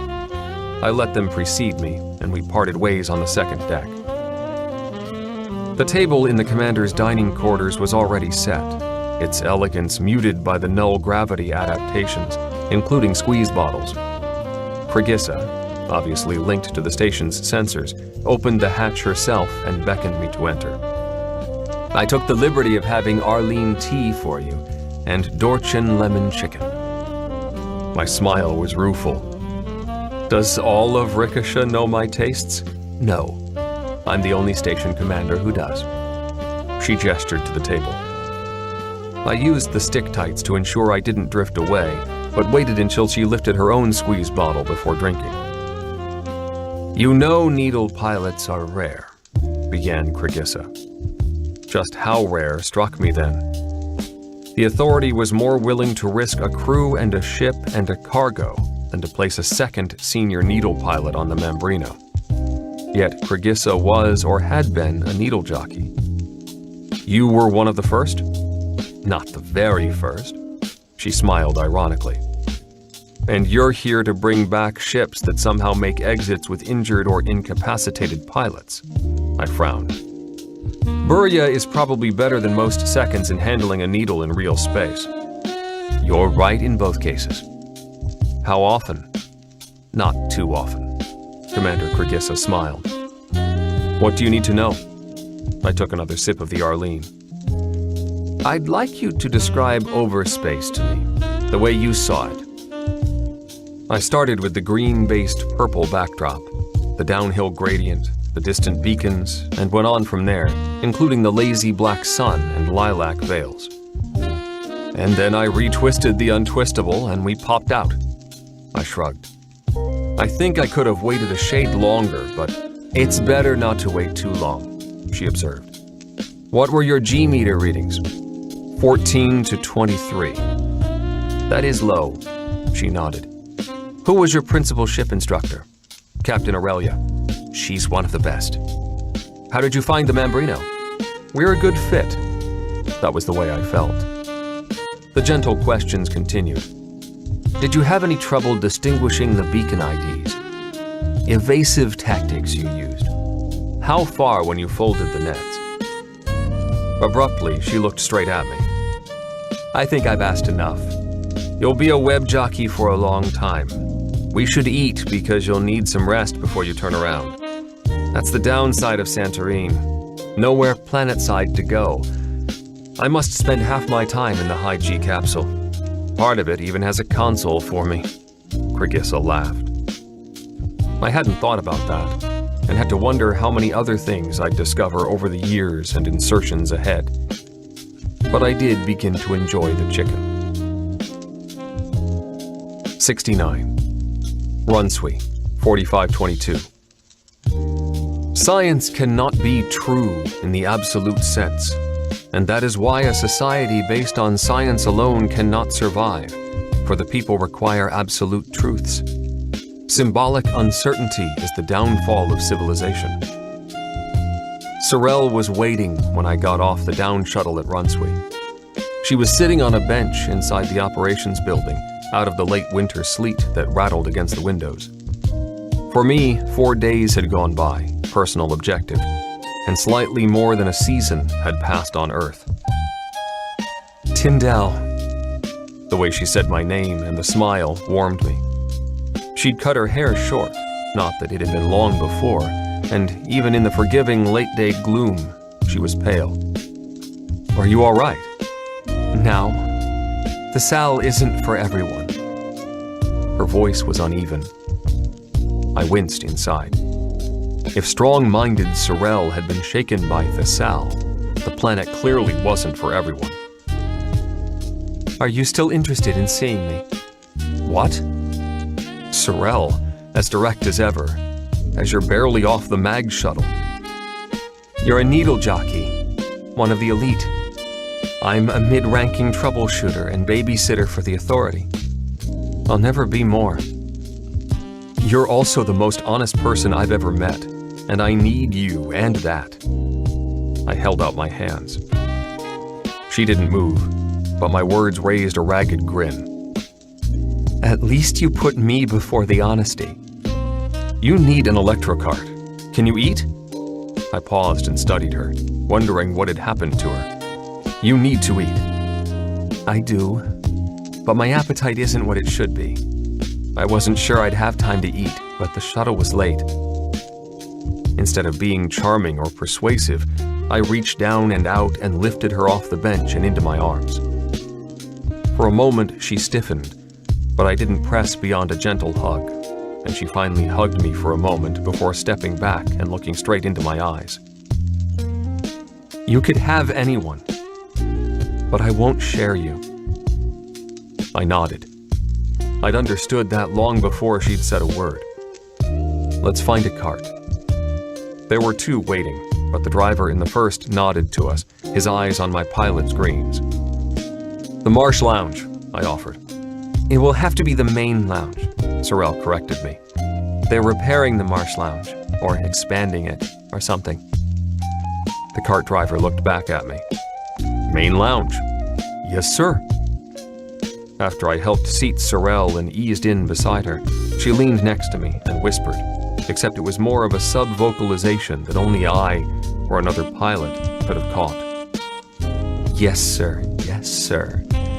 That's the way it will be from now on, Tyndall. Don't let it go to your head. You won't let it. Oh, I will. I won't say a word. I'll just leave. You just got here. Or I did. You know exactly what I mean. That's what I mean about being honest. I grinned at her, still worried about the pallor that dominated her face. Later, she said, looking at the driver in the front seat. Promise? I promise. Sorel didn't lean on me as we walked into the lounge, but she did take my arm, and I could sense that she was unsteady. What had it been about the Sal that had created such a problem? And where else had I heard about the place? On OE Station, the Sal was the place that had an effect that no one could quantify. More than half the tables were taken, but there was one left in the near corner, and we eased toward it. Must be one of the newer web jockeys. Has to be older. She's attractive, but not a raving beauty. New jockeys have him hanging on them. I tried not to flush. You see, Tyndall? By choosing me, you've aged yourself. Sorrel smiled, but the expression was forced. I was already aged, and I've always looked beyond the obvious to what counts. You count. I held my arm so she could use it to sit. What would you like? I can get it. I'm not helpless. Humor me, I suggested. Her smile was halfway between irony and relief. Any kind of pasta that's not spiced, with meat of some sort. Cerise, no. A pale ale of some sort. I bowed my head. Your wish is not a command, Tyndall. Get the pasta. I got her pasta and ale and then returned for my own orange beef with saffron rice and Arlene tea. How long before you go out again? She asked after several mouthfuls. 3 weeks. I'm supposed to spend half of every day of the last 2 before I leave training with Thomas. I paused. What about you? 4 weeks convalescent leave. That's what's left. I studied her with every sense I had. You've been in medical. When did you get out? This morning. You're not supposed to be out. Ali Aisha bent the rules for me. If you took it easy? The nod came hard to my redhead. Are you sure she wants to be yours? What's wrong? Something about the nanite balance. The sal upsets it for some. They don't know why. If you want more details, I'll tell you later. Tell me about your trip. She took another mouthful of the pasta. Are you sure? Humor me this time. We both smiled. By the time I finished recounting my trip and eating my own orange beef, she had pushed her plate away, leaving about half of the pasta and trying to stifle a yawn. She looked more pale even than earlier. You need some rest. I do need to go home, she confessed. Not by yourself. I can manage. Ali Aisha told you that if I wouldn't help you, you had to go back to medical. I smiled. You're getting too perceptive, she grumbled. I'm only asking for help getting home. That's all. For now, I agreed. For a while, she countered. I didn't want to argue, and she was in no shape for much besides rest. I had to wonder just what had happened to her, but I'd asked twice, and she was clearly not going to tell me until she was ready. As usual. Still, most demons were resistant to just about anything, and she didn't seem to have any overt physical trauma. Home was a great deal farther away than I realized. First came the tunnel glider to Lincoln, and then the free glider cat I had to steer along a winding path for kilos out of Lincoln until we reached a lake, its ice and snow-covered surface shimmering under the full winter moon. The snow was depressed by the pressure of a single set of glider prints, partly drifted in. There, Sorrel pointed to a chalet-like structure jutting out of a rock outcropping and overlooking the iced-in lake. Below the chalet was a long slope down to the lake itself, a stretch clear of pines that might have been a lawn, at least in summer. I eased the glider cat along the edge of the lake through the unbroken snow that covered what had possibly been an old road, and then up to the chalet. A glider door in the side of the chalet slid open as we neared. You never told me. It's impressive. This is my one luxury. I didn't want to, not until after you made your first insertion. I've seen it happen. Pilots change. Not all of them, but some do. And me? You seem about as hard-headed and obstinate as ever. We laughed as I eased the glider into the low-ceilinged hangar. The lights came on, and the door closed behind us even before I could open the canopy. Sorrel staggered. You shouldn't. I caught her and half carried her up 2 flights of stairs to the bedroom, still trying to determine how much help she needed and where help turned into imposition and intrusion. On the way, I took in the smooth, polished woods and the openness of the main floor and the sparseness. A deliberate austerity, I knew. The lights followed us, and I could sense the link to Sorrel. As I stepped into the bedroom, Sorrel stiffened. "I can get into bed. Get me something to drink. There's a formulator down in the kitchen, a drink menu. The green tea. Tastes bitter, but it should help." After easing her into a sitting position, I slipped back down the steps to puzzle out the kitchen. By the time I returned with the tea, she was stretched out under a deep blue comforter, propped up with 2 pillows, looking through the glass wall at the silent white expanse of the lake. She took the tea, and the lights flicked off, leaving us in the darkness. A single light twinkled in the darkness beyond the wide window overlooking the snow-covered slope that led down to the lake. "Feels better lying down." I pulled a chair next to the bed and took a sip of the green tea. Not so good as Arlene, but soothing. "What's the Sal like?" Perhaps she would tell me without my prying too overtly. "It's beautiful. Shifting shades of green, even at night, and the air is perfumed." She paused for some tea. "It doesn't sound dangerous." I paused. When I was on OE station, there were some scientists, or controllers, talking about it, how they couldn't quantify something, an unknown hallucinogen. I don't know about that. I felt off balance the whole time, and it just got worse when I got back.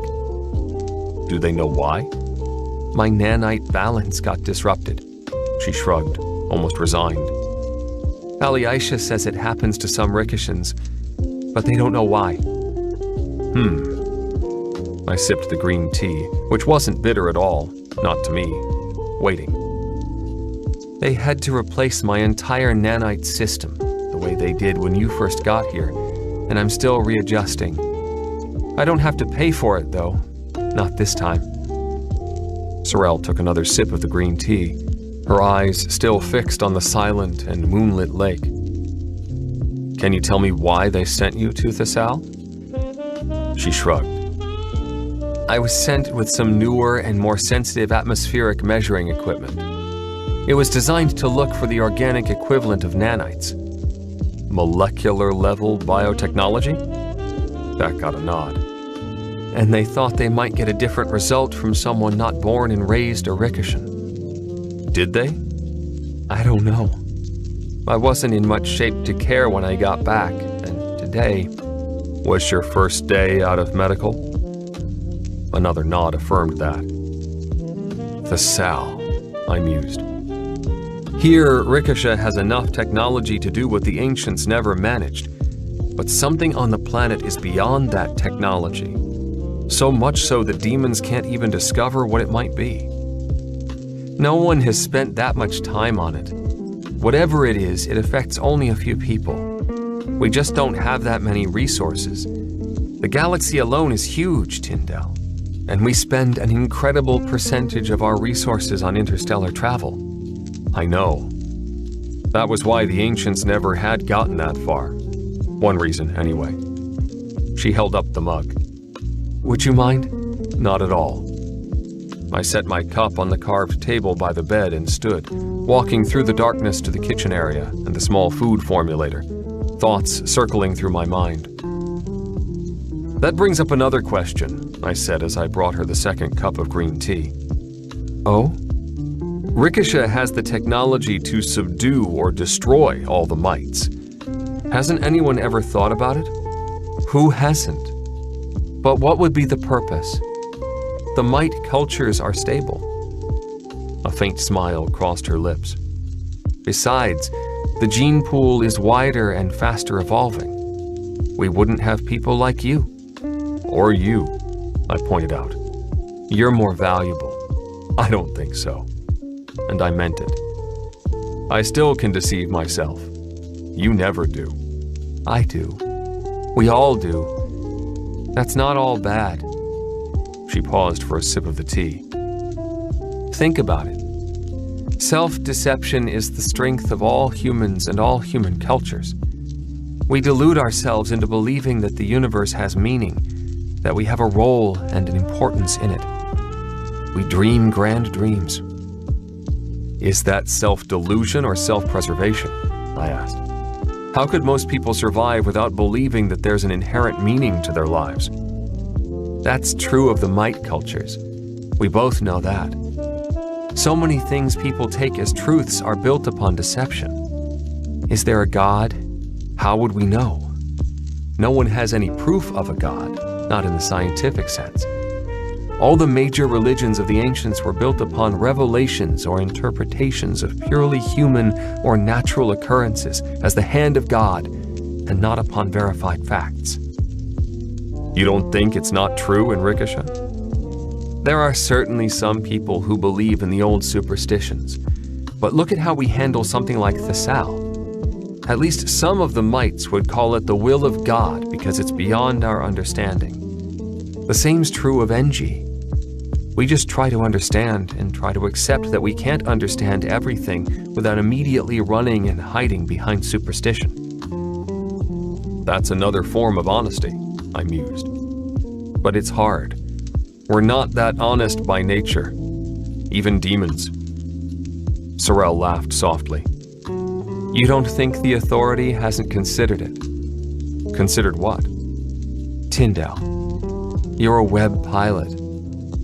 What if you have a ship out there and you run into another form of intelligent life? Can you imagine a culture whose members could not deceive themselves? How would they deal with us? Knowing that they could trust no word, no action, knowing that we could trust anything they said, what would they do? What could they do? I paused. Such an occurrence was unlikely. Surely it would have happened earlier. Still, I suppose there would be only two workable alternatives: ignore us or destroy us. Always the extremist, my dear.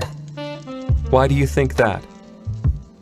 Her use of the gentle and possessive appellation brought a smile to my heart and my lips. In contact with humans, a truth-telling culture would either be perceptive enough to see through our continual deceptions and face continued frustration and exasperation, or if less able, fall prey to our deceptions and machinations, or possibly become contaminated with such deception. They could. Sorel yawned and eased the cup toward the table. I took it and set it on the far side. I had another thought. Could there be an advanced alien civilization that was not based, as ours was, upon deception? Our whole technological advancement was, in a sense, based upon creativity, and at least a portion of creativity was a form of deception, of denying the truth of reality and seeking more. Tyndale, the guest room is across the hall. I rose, taking the hint, then bent and kissed her cheek. You sure you'll be all right? I'm sure. I'm tired, but I feel better already. So did I. With a smile, I closed the door behind me, far more awake than my sleepy redhead, with questions of web insertions, honesty, grand dreams, alien intelligences, and the mystery of Thesal all swirling through my mind. 70. Earth Orbit 2, Beta Candace, 4522. Each journey is the same journey, yet those who travel together go separate ways. After we had spent several quiet weeks, mostly at the lake, where I continued to sleep in the guest room, the authority had notified a recovered Sorel that she would be going back to Elena to babysit another convert, one from Deseret. Because I had another trip scheduled first, though, she had been the one to see me off at the operations strip in Runsweet, after I'd stopped for my medical screening, this time handled by Dr. Fionia. How do you feel about going to Elena? I'd asked Sorel as we waited for my shuttle. After all, I was a babysitting job. You were a pain. She hugged me. You still are. She smiled. But you're better. Smiling back, but silently wondering about that, I had hugged her in return, and then walked toward the shuttle for Orbit 2 at the head of the line, still conscious of how shiny the golden web collar pin was. Aurelia met me as I glided out of the shuttle at Orbit 2. "Aslan's waiting for you in operations." "I thought you wouldn't be guiding me around anymore." I grinned. She smiled back. "This is the last time, unless something special comes up. That doesn't happen often." The operations room was the same featureless composite gray, as chill and empty as the one time I'd been there before. Aslan was alone, waiting for us. He inclined his head. "Tyndall?" I bowed my head briefly in return. "Sir." The black-skinned senior operations controller smiled. "You're headed for Nabata, off Beta Candace." Nabata? I racked what I'd learned. T-type world, recently colonized, 2 main continents, hot, dry, despite being a water world.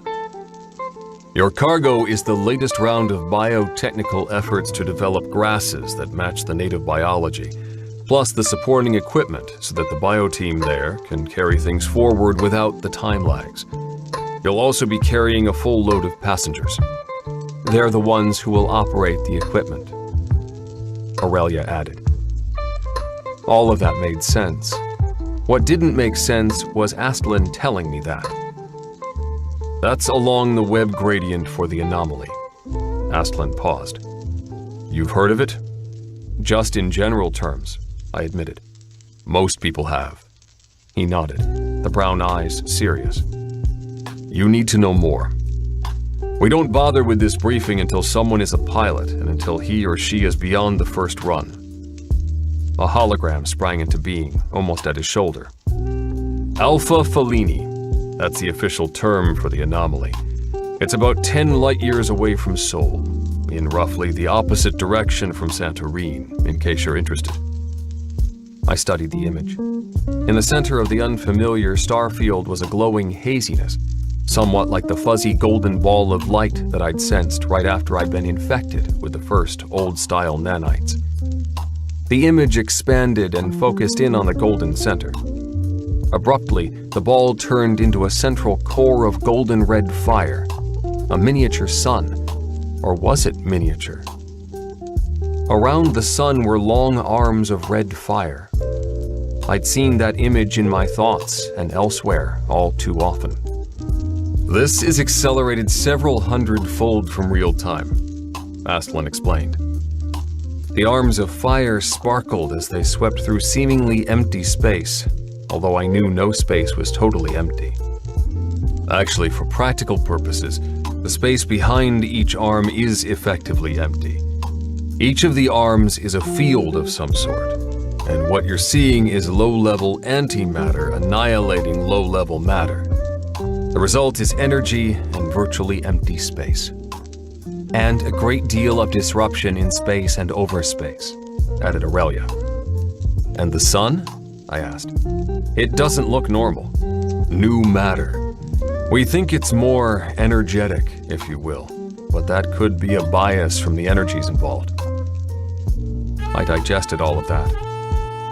There's something creating and using antimatter to generate energy and sweep space and creating new matter. "Engie?" Aslan nodded.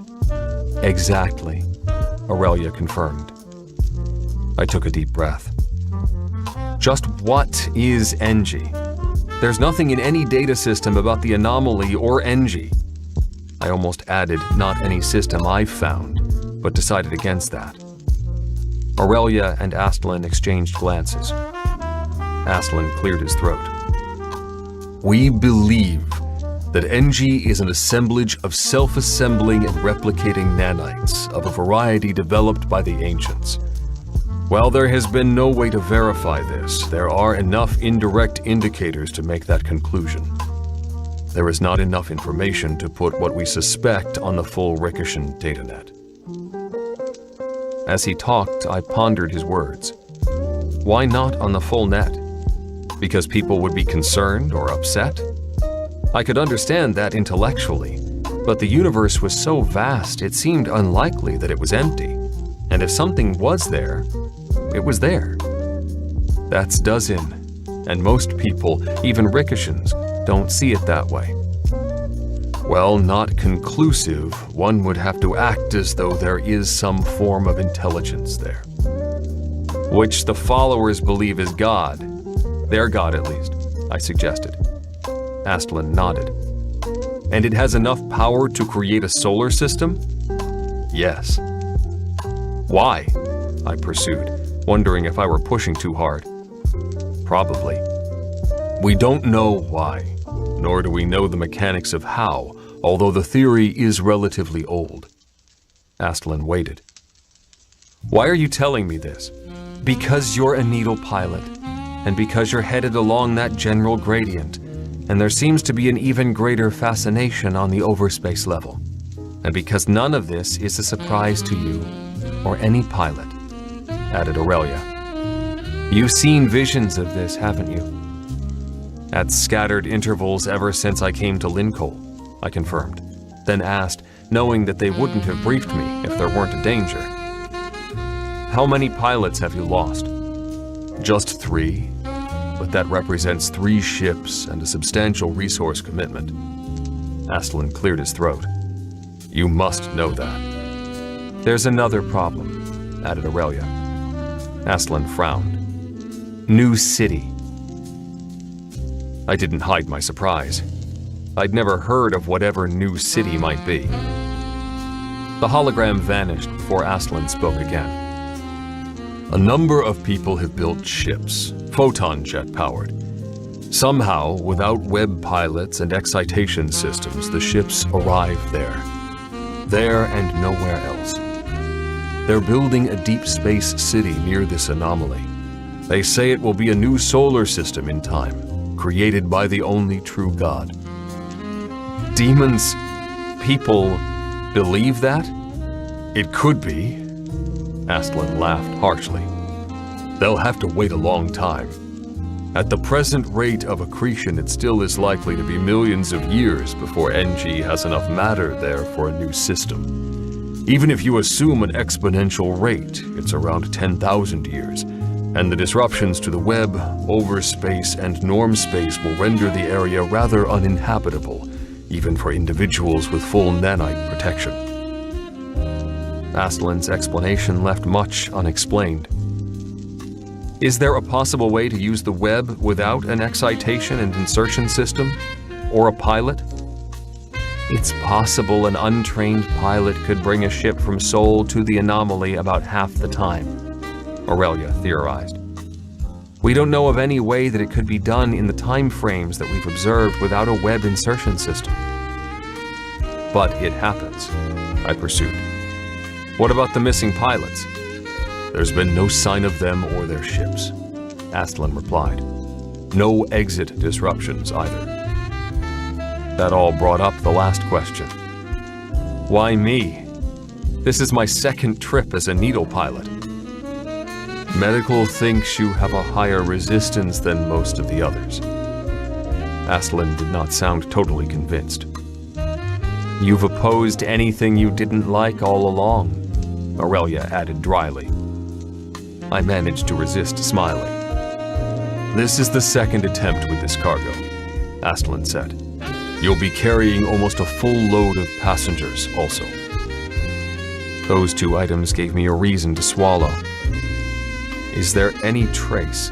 The ship could be almost anywhere in norm space, Astlin pointed out.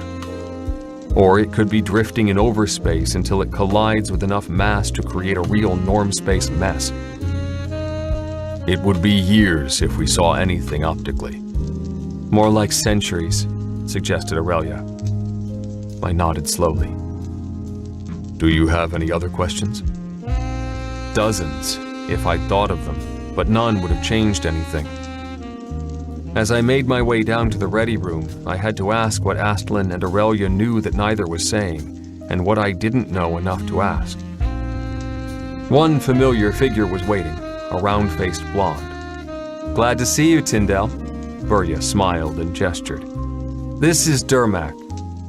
The wiry man with the golden skin and mahogany hair had to have come from Dur extraction. Dermak nodded. Sir? Glad to meet you, Dermak. Have you done the Nabata run before? No, sir. I've done the trough, though. Trough? The Epsilon Cygni Ballantyre run. Climb over an overspace gradient. Considered the most difficult insertion and exit. This should be easier. Not quite sure about that. I glanced at Burya, wondering if she happened to be getting another bonus. Might as well get moving. I gathered the rest of my gear, and we slipped out of the ready room and down the shaft into the passenger level. This time the Mambrino was cradled at the other end, lock 1, and I used the direct link to send the entry code to open the locks. With your permission, sir? Asked Dermak. I nodded, and the third headed to the lower decks to recheck the cargo, while Burya rechecked the passenger area for our full load. I went through the passenger compartment and continued through every space, just as I always had, and, as usual, I found nothing out of the ordinary. That brought me back to the control center, where I strapped myself in and began to run through the systems checks.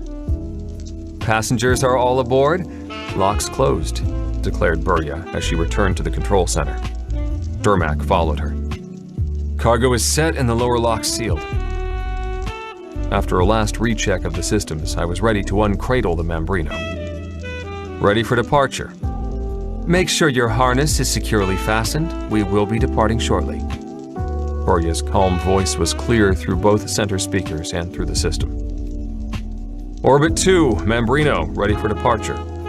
Mambrino, no inbounds this time, area clear. Understand destination, Nevada. Orbit 2, destination, Nevada. With the release of the cradles, I slipped the ship away from the station with the ion jets, adding power gradually as the separation increased. Orbit 2, Mambrino, clear of Lock 3, departing this time. Stet, Mambrino, clear trip. Orbit 2, thanks. I stepped up the power flow from the fuse actors, bringing the ion jets to full power until we were clear enough to spread the nets for the photon drive. Then, once the configurators came online, I switched from ion jets to photonic drive and began to establish the orientation necessary for Nevada as the acceleration built for insertion. -10 for insertion. The clamshells above us, and above the passengers, clicked out of their restraints, waiting for the signal from Burya to drop into place. You must be in your harness at this time, announced the second officer. -5. With all passengers secured, the clamshells dropped into place. -3. After setting the orientation, I pushed the acceleration closer to 15 Gs, more on a feel than a requirement. Even before the lattices were all locked, the barriers between the now and overspace had thinned. Slipping the Mambrino beyond the now into a momentary silence was smooth. So smooth that it was an instant before the dark, purpled green of overspace swam up around me, with the great white pulses of the moon beacon receding behind me. As I'd been briefed by the system, the gradient toward Beta Candace and Nevada was supposed to be a slight incline for the first portion, and then a steep drop, and that was what I sensed. Except the incline was long, longer than that coming back from Santorini. First, while we climbed, came the lock-on to the distant beacon pattern, verifying the ID of Nevada. I could sense other beacons, perhaps a dozen, scattered at various distances I knew to be deceptive. In that timeless depth, we reached the crest beyond which lay a void of uncertain depth, a depth that Mambrino, must cross. Sparkling lines of fire, like fireflies or an incandescent broom that shimmered in the winter sunlight over a silent lake, cascaded around me, around the Mambrino, and a whispering rumble, holding words that I could not quite decipher, folded around us. Ignoring the urge to twist the ship around the fire veil, I could sense that it was without the substance of singularities, and without the depth of cold mass of stars, nebulae, or heavy planets that intruded upon overspace, and pushed off the clifftop and into a glide over the purpled drumming depths that separated us from the white-yellow beacon that was Beta Candace and Nevada. Time condensed, folded, then stretched simultaneously. Silent voices beneath and beyond the vanishing broom made a last plea and then vanished. And, nearly on top of the beacon, I untwisted the un-now, and Mambrino dropped into norm space, with a slight sense of falling. I swallowed. So did Burya, loud enough that I could hear it over her inline. "We're here." I pulsed the second and third. "Good." Not even a hint of raggedness came through the nets as I reoriented the ship into a climb upward toward the system ecliptic and Nevada orbit control. Nevada orbit control, this is Mambrino, inbound this time. Captain Tyndall, second Burya, and third Durmac. 16 passengers, 1-6, I say again. Condition green. Estimate arrival in... I still had to pause to calculate. 25 standard minutes. The Mambrino had just begun deceleration when the return transmission arrived. "Captain Tyndall, we have the Mambrino at the locks in approximately 12 plus your time. Sub-Commander and Maintenance Chief Jukor will supervise unloading." "Stet, understand Sub-Commander Jukor." "A Sub-Commander? Must want the cargo," Durmac said. I nodded, realizing that Nevada orbit control wouldn't know that the previous needle hadn't made it. Not for certain. But the number of passengers was a good indication of some difficulties. We were there, almost there. I frowned to myself. What about coming back? Or did it really matter to the Authority? The whole cargo and passenger list had been set up as if there wouldn't be too many trips to Nevada. I shrugged. There was little enough that I could do except make sure we returned to Orbit 2 intact. 71. Orbit 2, 4523. To tell another what one has sensed is to paint a scene without color or perspective. The return trip to Earth and Orbit 2 was without incident, and the Mambrino fairly soared through the purpled green of overspace with almost no cargo and but 2 passengers. Orbit 2 Control did request my presence in operations after post-flight and shutdown. Again, Astlin and Aurelia were waiting in the gray-walled and almost dank operations room. "It's good to see you," Astlin said. "How was the trip?" His words conveyed true happiness that I had returned in one piece, and I had the feeling that his warmth wasn't just for the fact that I'd gotten a necessary cargo to Nevada and brought back an expensive needle ship. All the same, I understood the concern beside and behind the warmth. Needle ships were what held the Ricochet stars and colonies together, and the Authority could not afford too many missing ships, either in resource or psychological terms. "It's good to be back," I shrugged. A bit strange on the way out, routine on the return. The black eyebrows lifted over the deep brown eyes. I can't say there was anything exactly new. That was certainly true. There might have been a voice whispering beneath overspace, but I couldn't make out anything. I wasn't about to try. "Any color to the voice?" asked Aurelia. "No. It seemed to throw up a gauzy veil of sparkling things. I went straight through it." "Was there any impact on the hull or the ship? Afterwards, that is," Astlin pursued. "No, not a sign." The black-skinned controller nodded. "NG?" suggested Aurelia. "What do you think, Tyndall?" Astlin's voice was neutral.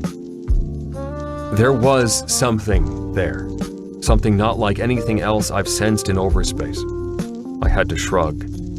I don't have enough experience to know more. Is there any record in the ship's systems? Aurelia pressed. I couldn't find any indications. The second didn't sense anything at all. The two nodded at each other. Is there anything else we should ask you? Or you'd like to ask us? Have other pilots sensed this sort of thing? 5 that we know of. I nodded. Another thought occurred to me. Do most pilots sense overspace as a deep black? Aurelia nodded. Most do. You're one of a handful that see more than blackness and highlighted objects. I can't think of anything else, I said. Let me know if you do. Astlin nodded and withdrew, leaving me with Aurelia. Now what? I asked. You check the schedule on the pilot's screen. You can reach it from any console in Ricochet, and keep checking once you're back in Lincoln or wherever. You'll have at least 2 weeks' notice unless it's an emergency. You seem to fit with the Mambrino, and Burya likes you, so she'll probably stay as your second. Aurelia glanced at me. Unless you'd rather try someone else. No, Burya and I seem to work well together. That's fine. Your third this trip, Durmak. I have to debrief him to see how that will go. He seemed edgy. I couldn't say why. He just might be the edgy type, or he might not be suited to continuing on as a needle officer. Or I might make him edgy, I pointed out. That's possible too. Aurelia smiled. Now there's one other thing I want to make perfectly clear. If you sense anything unusual in overspace, you need to report it to me or Astlin as soon as you return to Orbit 2. Yes, sir. She smiled. Go catch the next shuttle planetside and get some rest, and keep in shape with Thomas or someone else. Yes, sir. I grinned at the senior pilot, wondering if Sorel were back from Deseret. 72. Actian, 4525. Life offers no theology. There is but music and dance. 3 insertions later, I found myself on Actian, the place where Fursan had wanted to use her life credits to settle. That thought struck me as I was leaving the orbit station with Burya. We had a new third officer, Alec. He was more settled than Durmak had been, but he stayed on the station for a time to supervise unloading and loading, and would come down on one of the cargo runs to join us on the 3-day layover. Actian had enough of a planetary magnetic field that the orbit station used mag shuttles, and I pulled myself into the shuttle behind Burya, while we both managed to straighten up and halt in time to avoid gliding into the dark-haired man who waited for us. Captain Tyndall, offered the bearded shuttle pilot. Milatos Arakos, Miles for short. You been on Actian before? No, I've spent most of my deep space time out toward Omega Eridani. That was true, if misleading, so I had to go on. I was a station tech before I was a pilot. Good to see you here. You and Burya are the only passengers this run. Make yourselves comfortable. Be just a bit. With a nod, he turned and closed the hatch. I didn't know about OE, Burya murmured as we settled into the couches. I had to grin. That was in the lowly position of maintenance tech. Dozen masters are stubborn, I've heard. Former dozen masters. Once a dozen master, Aslan said. Always a dozen master. I think I believe him. When you take the Mambrino, Tyndall, you are the ship. That only happens with dozen or Toze masters. A quick smile flashed across her face. They're the only ones I'm comfortable with. Who did you officer for before me? Used to be Mru Chin, but he retired after 4 centuries. You've been at this a while? Miles already knew you. Say, half a century personal objective? I've been here a few times. He's one of their 3 shuttle pilots. Nice man. Has an interesting family. I'd sensed she favored me, but I was definitely flattered. You don't have to do this now, then, being a needle officer. What else would I do? Besides, I enjoy it. Under a solid captain, and new as you are, you're solid. Please make sure your harnesses are secure. After the announcement, and with a slight hum and a click, the shuttle eased away from the orbit station and down toward Actian. Through the ship's scanners, all I had been able to sense had been a T-type water world, nothing more, and I wondered what the planet itself might offer. The upper atmosphere was rough, and several times we were thrown up against the harnesses before we reached the lower and smoother section of the descent. Usually it was the other way around. Before long, the shuttle glided to a stop. The gravity felt good. We're here, folks. Actian Tropical. Miles stood in the hatchway between cockpit and cabin, a crooked smile across his dark-tanned face. Thank you, Miles. I nodded. A little rougher than usual, Burya noted. Surprised me, but there have been some flares. The shuttle pilot shrugged. It does happen, but it's still smoother than with those fire boosters they use some places. Outside, 40 meters from the mag shuttle, in the bright and yet somehow hazy sunlight, stood a single building, a long and one-storied rectangular structure constructed of oversized reddish-brown bricks and topped with a slate-like roof, except the slates were rusty red. There was a slight heaviness, just a trace, that reminded me that the gravity on Actian was a shade higher than on Earth, perhaps 5%, nothing that my system and beefed-up nanites couldn't handle. I hoped.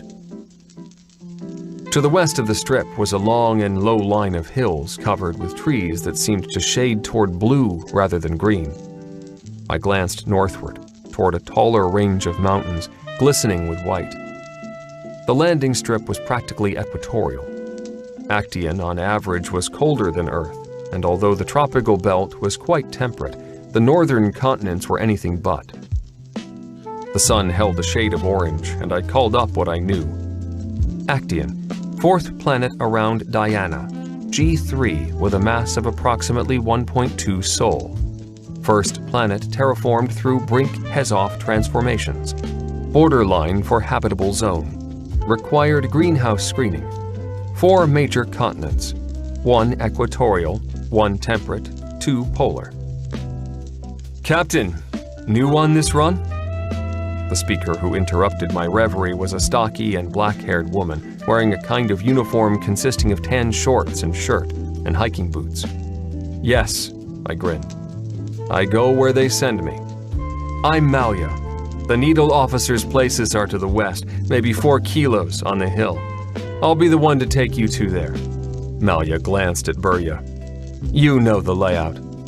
My second officer nodded. The cart was a fuel cell-powered 4-seater with a canopy-type roof and no sidewalls. Burya and I sat in the second seat, duffels and the open cargo bin behind us. Captain, Malia said, not looking from the narrow, composite-paved path along which she guided the cart. You're welcome to walk wherever you want. The only things really dangerous are the local rep lizards, but they'll shy away from most people. They don't like the way we smell or taste. If you startle one, just back away slowly, but they're hard to miss. Bright red, and there's not much undergrowth. Both the local sheep and the lizards like to eat it. I'd wear long sleeves in the forest, though. Some folks have a reaction to some of the saps. They're tea-derived, mostly, but they can give you a fierce itch and an infection that's hard even for nanites to deal with. She shrugged. Other than that, Actian's a pleasant place. Don't you get a lot of immigrants? Not many. Life credit cost to get here means you're either born here or you've been deep space officers or crew. Good folks. The locals that aren't, we send to the North Continent. It's not too pleasant there? It keeps them out of trouble, Malia answered. The cart whined as it began to climb the inclined section of the path that angled upward along the tree-covered slope of a ridge. The trees closest to the path were no more than 3 or 4 meters tall and had low spreading branches from which fanned wide, spade-shaped leaves that were nearly as blue as green. The grass beneath was wiry, and I could see no undergrowth or bushes, even after we reached the ridgetop. We have 3 bungalows here, Malia explained as she slowed the cart and gestured toward the small buildings that almost grew out of the rock and grass and low trees of the ridge.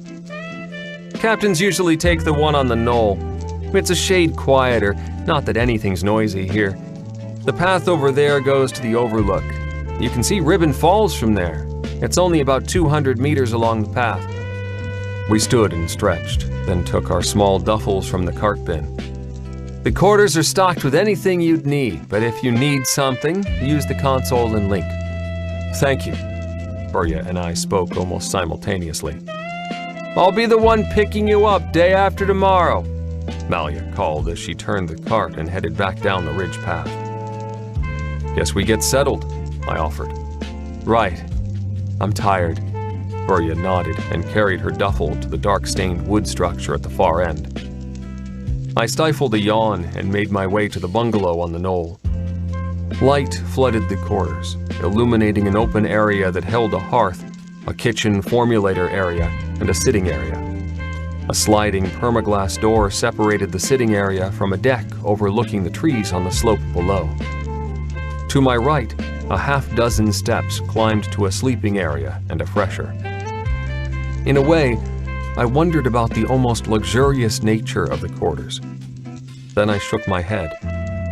Needle pilots held the human galaxy together. Each ship was close to prohibitively expensive. Understated luxury was cheap by comparison, and an easy way to ensure well-rested and fewer unnecessarily stressed pilots. Not wanting somehow to settle into the quarters at that moment, after setting the duffel inside the door, I followed the packed clay path past a cultivated circular area filled with flowers, all of them blue and short-stemmed, and through the low trees to the overlook. The overlook itself was but a rectangle of local red stones. To the west, the trees had been removed to allow a clear view of the falls. A ribbon of white spray cascaded out of the vine-covered cliff and arched down toward the churning water of a pool a good 300 meters below. More spray wreathed the pool, enough so that I couldn't make out where the river wound through the valley forest below, except that it must have gone westward, since the valley sloped in that direction. Sounds percolated through the foliage, but whether they were from insects, birds, or local fauna like the rep lizards, there was no way to know. The light breeze out of the north held a trace of chill. I turned and watched the clouds forming around the distant snow-capped peaks. How long I watched, I wasn't sure, but eventually I blinked and looked back at the cascade. For Sun would have liked Actian. My eyes burned, and I blinked again, several times, before turning and walking back toward the empty bungalow. 73. Lincoln, 4526. Beware of those who truly garden, for they see people as plants. Sorel had wanted a garden, though I suspected she had asked as much to please me as for herself. But gardens were something I did know from my years in Dorcha, and it was the least I could contribute, since she wouldn't allow me to transfer more than a small fraction of my rapidly growing free account balance to her credit, even though I'd effectively moved in with her. So I was determined to make the garden special. The hardest part of a garden is to visualize what kind of garden will suit a location, and how it will fit so that it appears it would have grown there naturally, even though no garden is natural. The early spring sun was hot, almost like summer, as I moved stones to create the back wall. Without realizing the leverage, I twisted my elbow moving one of the larger stones. After a moment, the pain subsided, and I shook my head. I had felt the agony, knew that I'd overstrained both my own capabilities and even those of my reformulated miniature rebuilders. I still had trouble dealing with the idea of an entire mechanical universe inside me, and one of those problems was that my musculature was comparatively stronger than my skeletal system, although the rebuilding I'd undergone to become a pilot made the discrepancy less than that enjoyed by most Rickoshans. I hoped the garden would become one of my pastimes when I wasn't web-bound, but even training, transport, and gardening couldn't keep my mind from occasionally going back to Henvor or Meddersfell, or Hybra, or less and less, Forerga.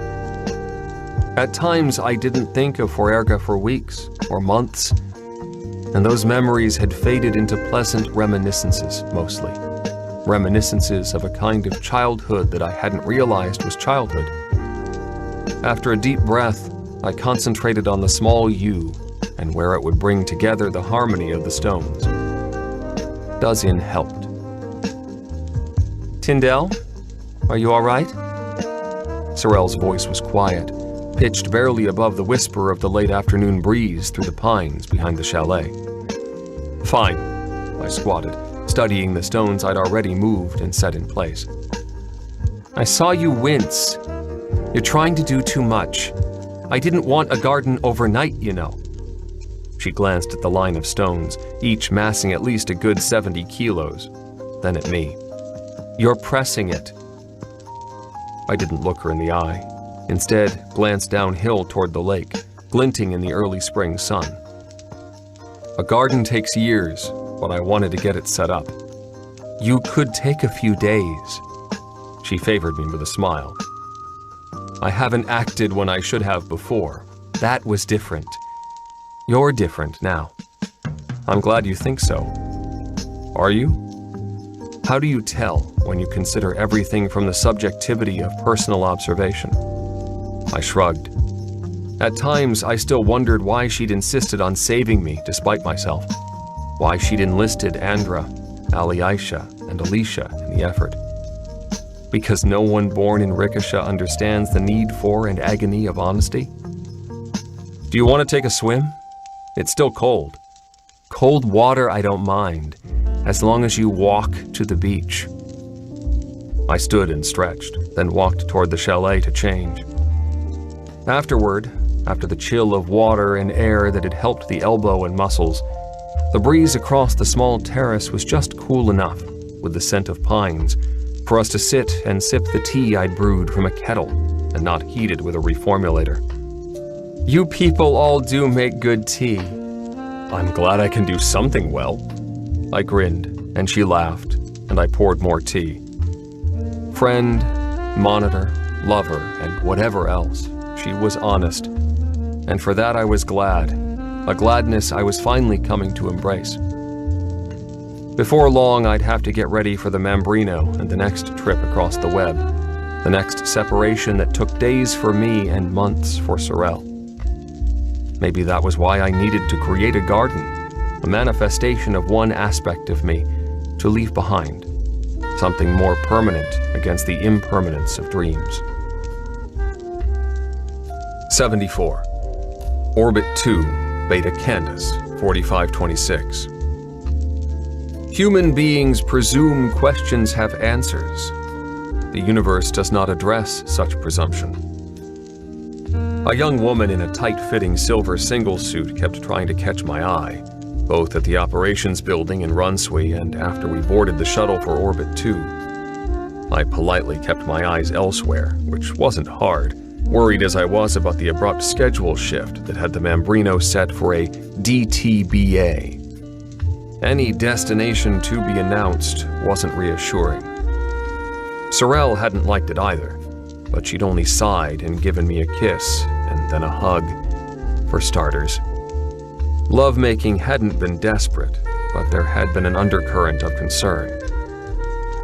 Then Bakunin had added a few more diagnostics to the medical check. So when I saw Aurelia in the corridor outside the mag shuttle lock, I knew there was trouble. Operations? I asked. I'll explain then. She nodded and surveyed me. What did you do besides keep in shape? I'm still working on a garden. It started out for Sorel, but it's as much for me as her. Sometimes things work out that way. Usually for the better. She didn't say more, and I didn't ask. Commander Krigissa was waiting for us in the operations center. Alone, as Astlin always had. Good day, Tyndale. You've been busy since I last saw you. I try. 5 Earth objective years and something like 4.5 round trips to various systems, and little more than a year personal objective time. Where's Astlin? We don't know. Krigissa shrugged sadly. He took a needle ship? Past the anomaly? You're the new operations coordinator or whatever? Krigissa nodded. He didn't want to send anyone else past Alpha Fellini. How many more needles are missing? 2, Aurelia admitted. 1 besides his. I could understand the grave expression on her face. Interstellar travel was still not quite routine, but losing 2 needles in a year when previously the losses were more like 2 in a decade indicated problems that could threaten the whole Rikishan stellar transport system. This is the last direct run to Nevada, and after this you'll go from somewhere else? My question was almost a statement. Epsilon Cygni, confirmed the commander. We can't afford losses like that, not at 10 million plus life credits a ship. But you really need a last cargo to hold for them, Planoforming technology and templates to cover the delays caused by double dilation? The effect is almost quadruple dilation by going over the trough and then triangulating upslope in overspace, said Kragissa. The cost of an indirect flight now, since they're unprepared on Nabata, would be equivalent to about 3 ships. So we need one last direct transit. Why me? I suspected, but wanted her to say it. Only those pilots who've actually heard something on previous runs, except for Astlin, have disappeared. Since you haven't, we're fairly sure you can make at least one run to Nabata. How sure? As sure as anything is, replied Commander Kragissa. I wasn't certain if there were any surety. You won't be taking any passengers, Aurelia added. We've reconfigured the Mambrino to carry more cargo. The techs at Nabata Station will have to reconstruct the passenger area for your return. You're not to make a direct return either, added Kragissa. You'll be carrying this data cube to the station commander that explains the situation in terms of overspace hazards. I'd prefer that you not expand upon that. She handed me an oblong case not much bigger than my palm. As I took the case, I understood the logic of both. If I didn't hear anything on the way outbound, then I could make another direct run from Earth in an emergency situation, and there wasn't much sense in speculating on the nature of the hazard. Not since anyone really knew what happened except that needle ships were inserting and not emerging. At least not anywhere near Nabata or anywhere else we had discovered. You'll come back via Epsilon Cygni and Ballantyre, Aurelia added. Do you have any more questions? I had a lot, but they weren't the kind that they could answer. No, I may think of them later, but not now. My smile was crooked as I left. I glided my way through the transition locks and down the shaft into the null grav of the lowest level of the station. Both Burya and Alec were waiting in the ready room. It was too good to last, Alec grinned. Uneventful runs, you mean? Those are the best kind, he affirmed. Not always, said Burya. We're going to be stuffed with cargo, I pointed out. We are already. They're using the passenger cabin, Alec replied.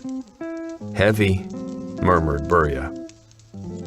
Without any more empty words, we gathered our gear and headed from the ready room to the Mambrino, cradled at Lock 3.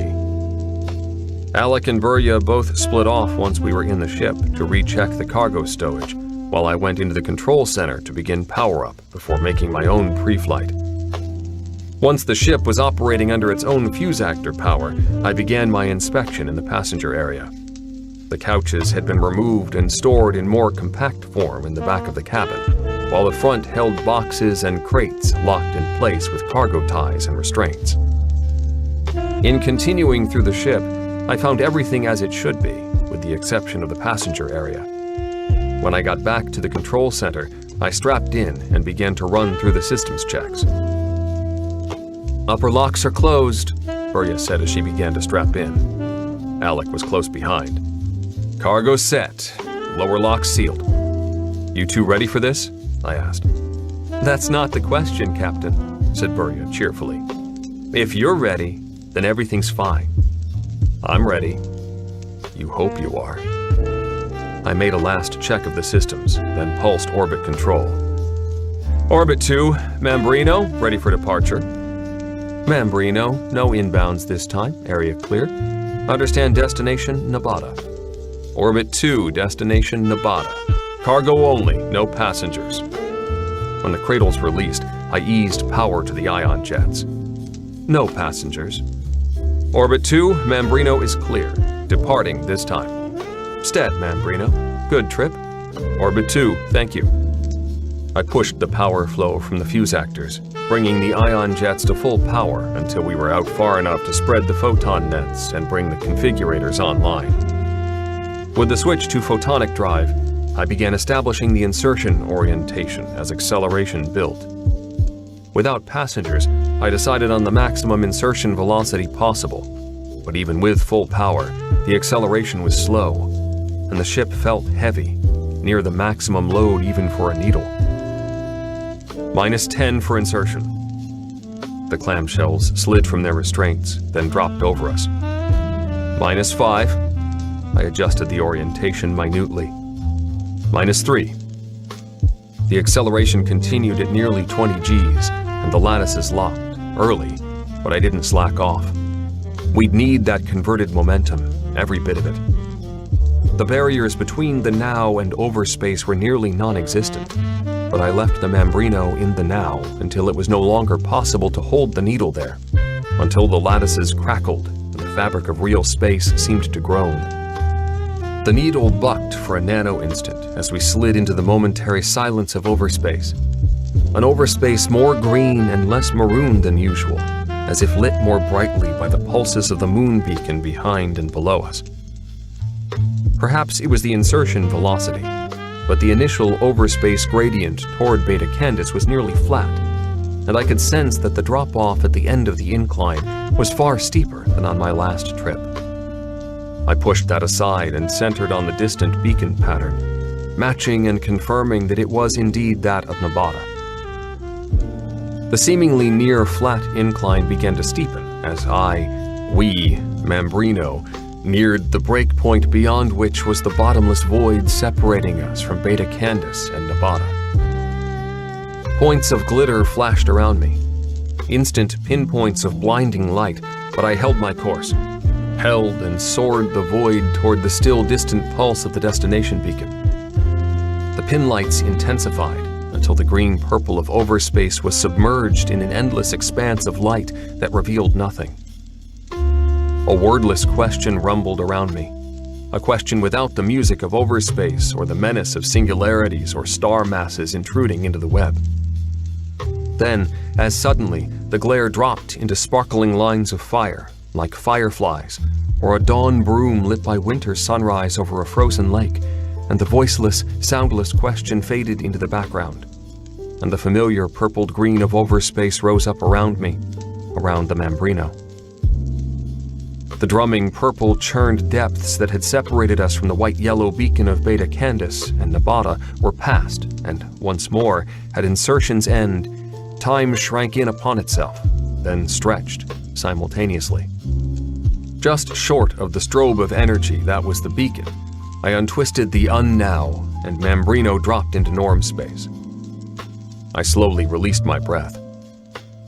Beta Candace. I pulsed the second and third.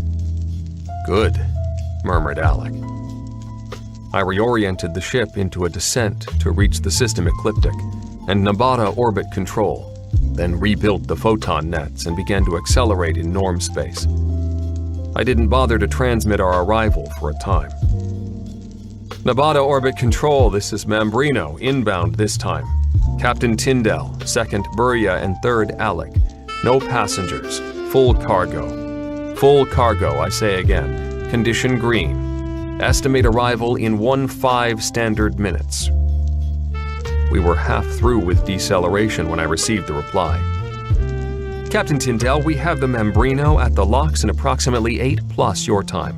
Subcommander and Maintenance Chief Jukor will supervise unloading.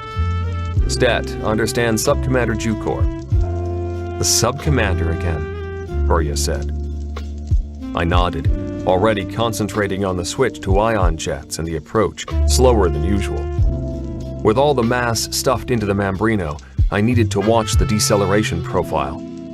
Ion jets didn't give the response, and we didn't need to crash into the station. I did sigh once we were safely cradled. Then, after the short shutdown checklist, I went to the lock to meet the subcommander. The short, stocky subcommander with the blonde, fuzz-cut hair half bowed. Glad you could make it, Captain. We were wondering. It's been nearly 2 years, and we haven't had any word. I'm glad to be here. That's true enough. I have a data cube for the commander, from the Authority.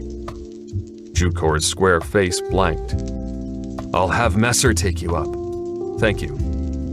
I wanted to tell him not to worry, but what I could have told him would still have concerned him, and it was the station commander's decision how to handle it. Messer? Jukor motioned to a young-looking man in gray coveralls, the kind I'd worn when I'd been a maintenance tech on OE station. "Would you show the captain to the commander's office?" "Yes, sir." I followed the tech without a word, up shafts whose patterns were all too familiar, up to the station's upper level. Commander Garala was a wiry and dark-skinned woman who looked down on me, or would have in normal gravity, by a good head or so. Jukor had used the station link to warn her, clearly, since she didn't betray any surprise when I extended the data cube. She took it with a rueful smile. "When needle jockeys are personal messengers, the news isn't good. Do you know what's in the cube?" "In general terms, there's a hazard problem on the direct line from Sol to Beta Candace. Needles don't have the power to make radical course shifts in overspace. The Authority will be supplying you from E Cygni." "You made the direct run," the commander observed. I waited. Garala frowned. "Weren't you the next to last one to get through 4 years ago?" "I made a trip 4 universe objective years ago. I don't know who came after that." I gave a wry smile. "With the dilation, I have a hard time keeping track of my own trips." "I can imagine." She shook her head. "If there's nothing else, Commander, I'll let you know if I have any questions." I made my own way back down to the ship and had barely finished rechecking the Mambrino when Burya stuck her head into the control center. "Messenger for you, Captain." The messenger was a man in blue, a controller, who floated just inside the lock. "Sir, the commander would very much appreciate your presence in her office." Burya's smile was an exercise in both control and carefully concealed worry. Controllers weren't used for messengers, even on orbit stations. So I made my way back through the same shafts I'd so recently traveled and hauled my body back into the commander's presence. She wasted no time. "If what Commander Krigissa states in this happens to be true, then I cannot fault the logistics, and I do appreciate the cargo you brought." Subcommander Jukor was rather astounded at the mass. A hot young pilot on a risky run. A wintry smile creased her lips. "But 2 to 3 years more before the next supply run?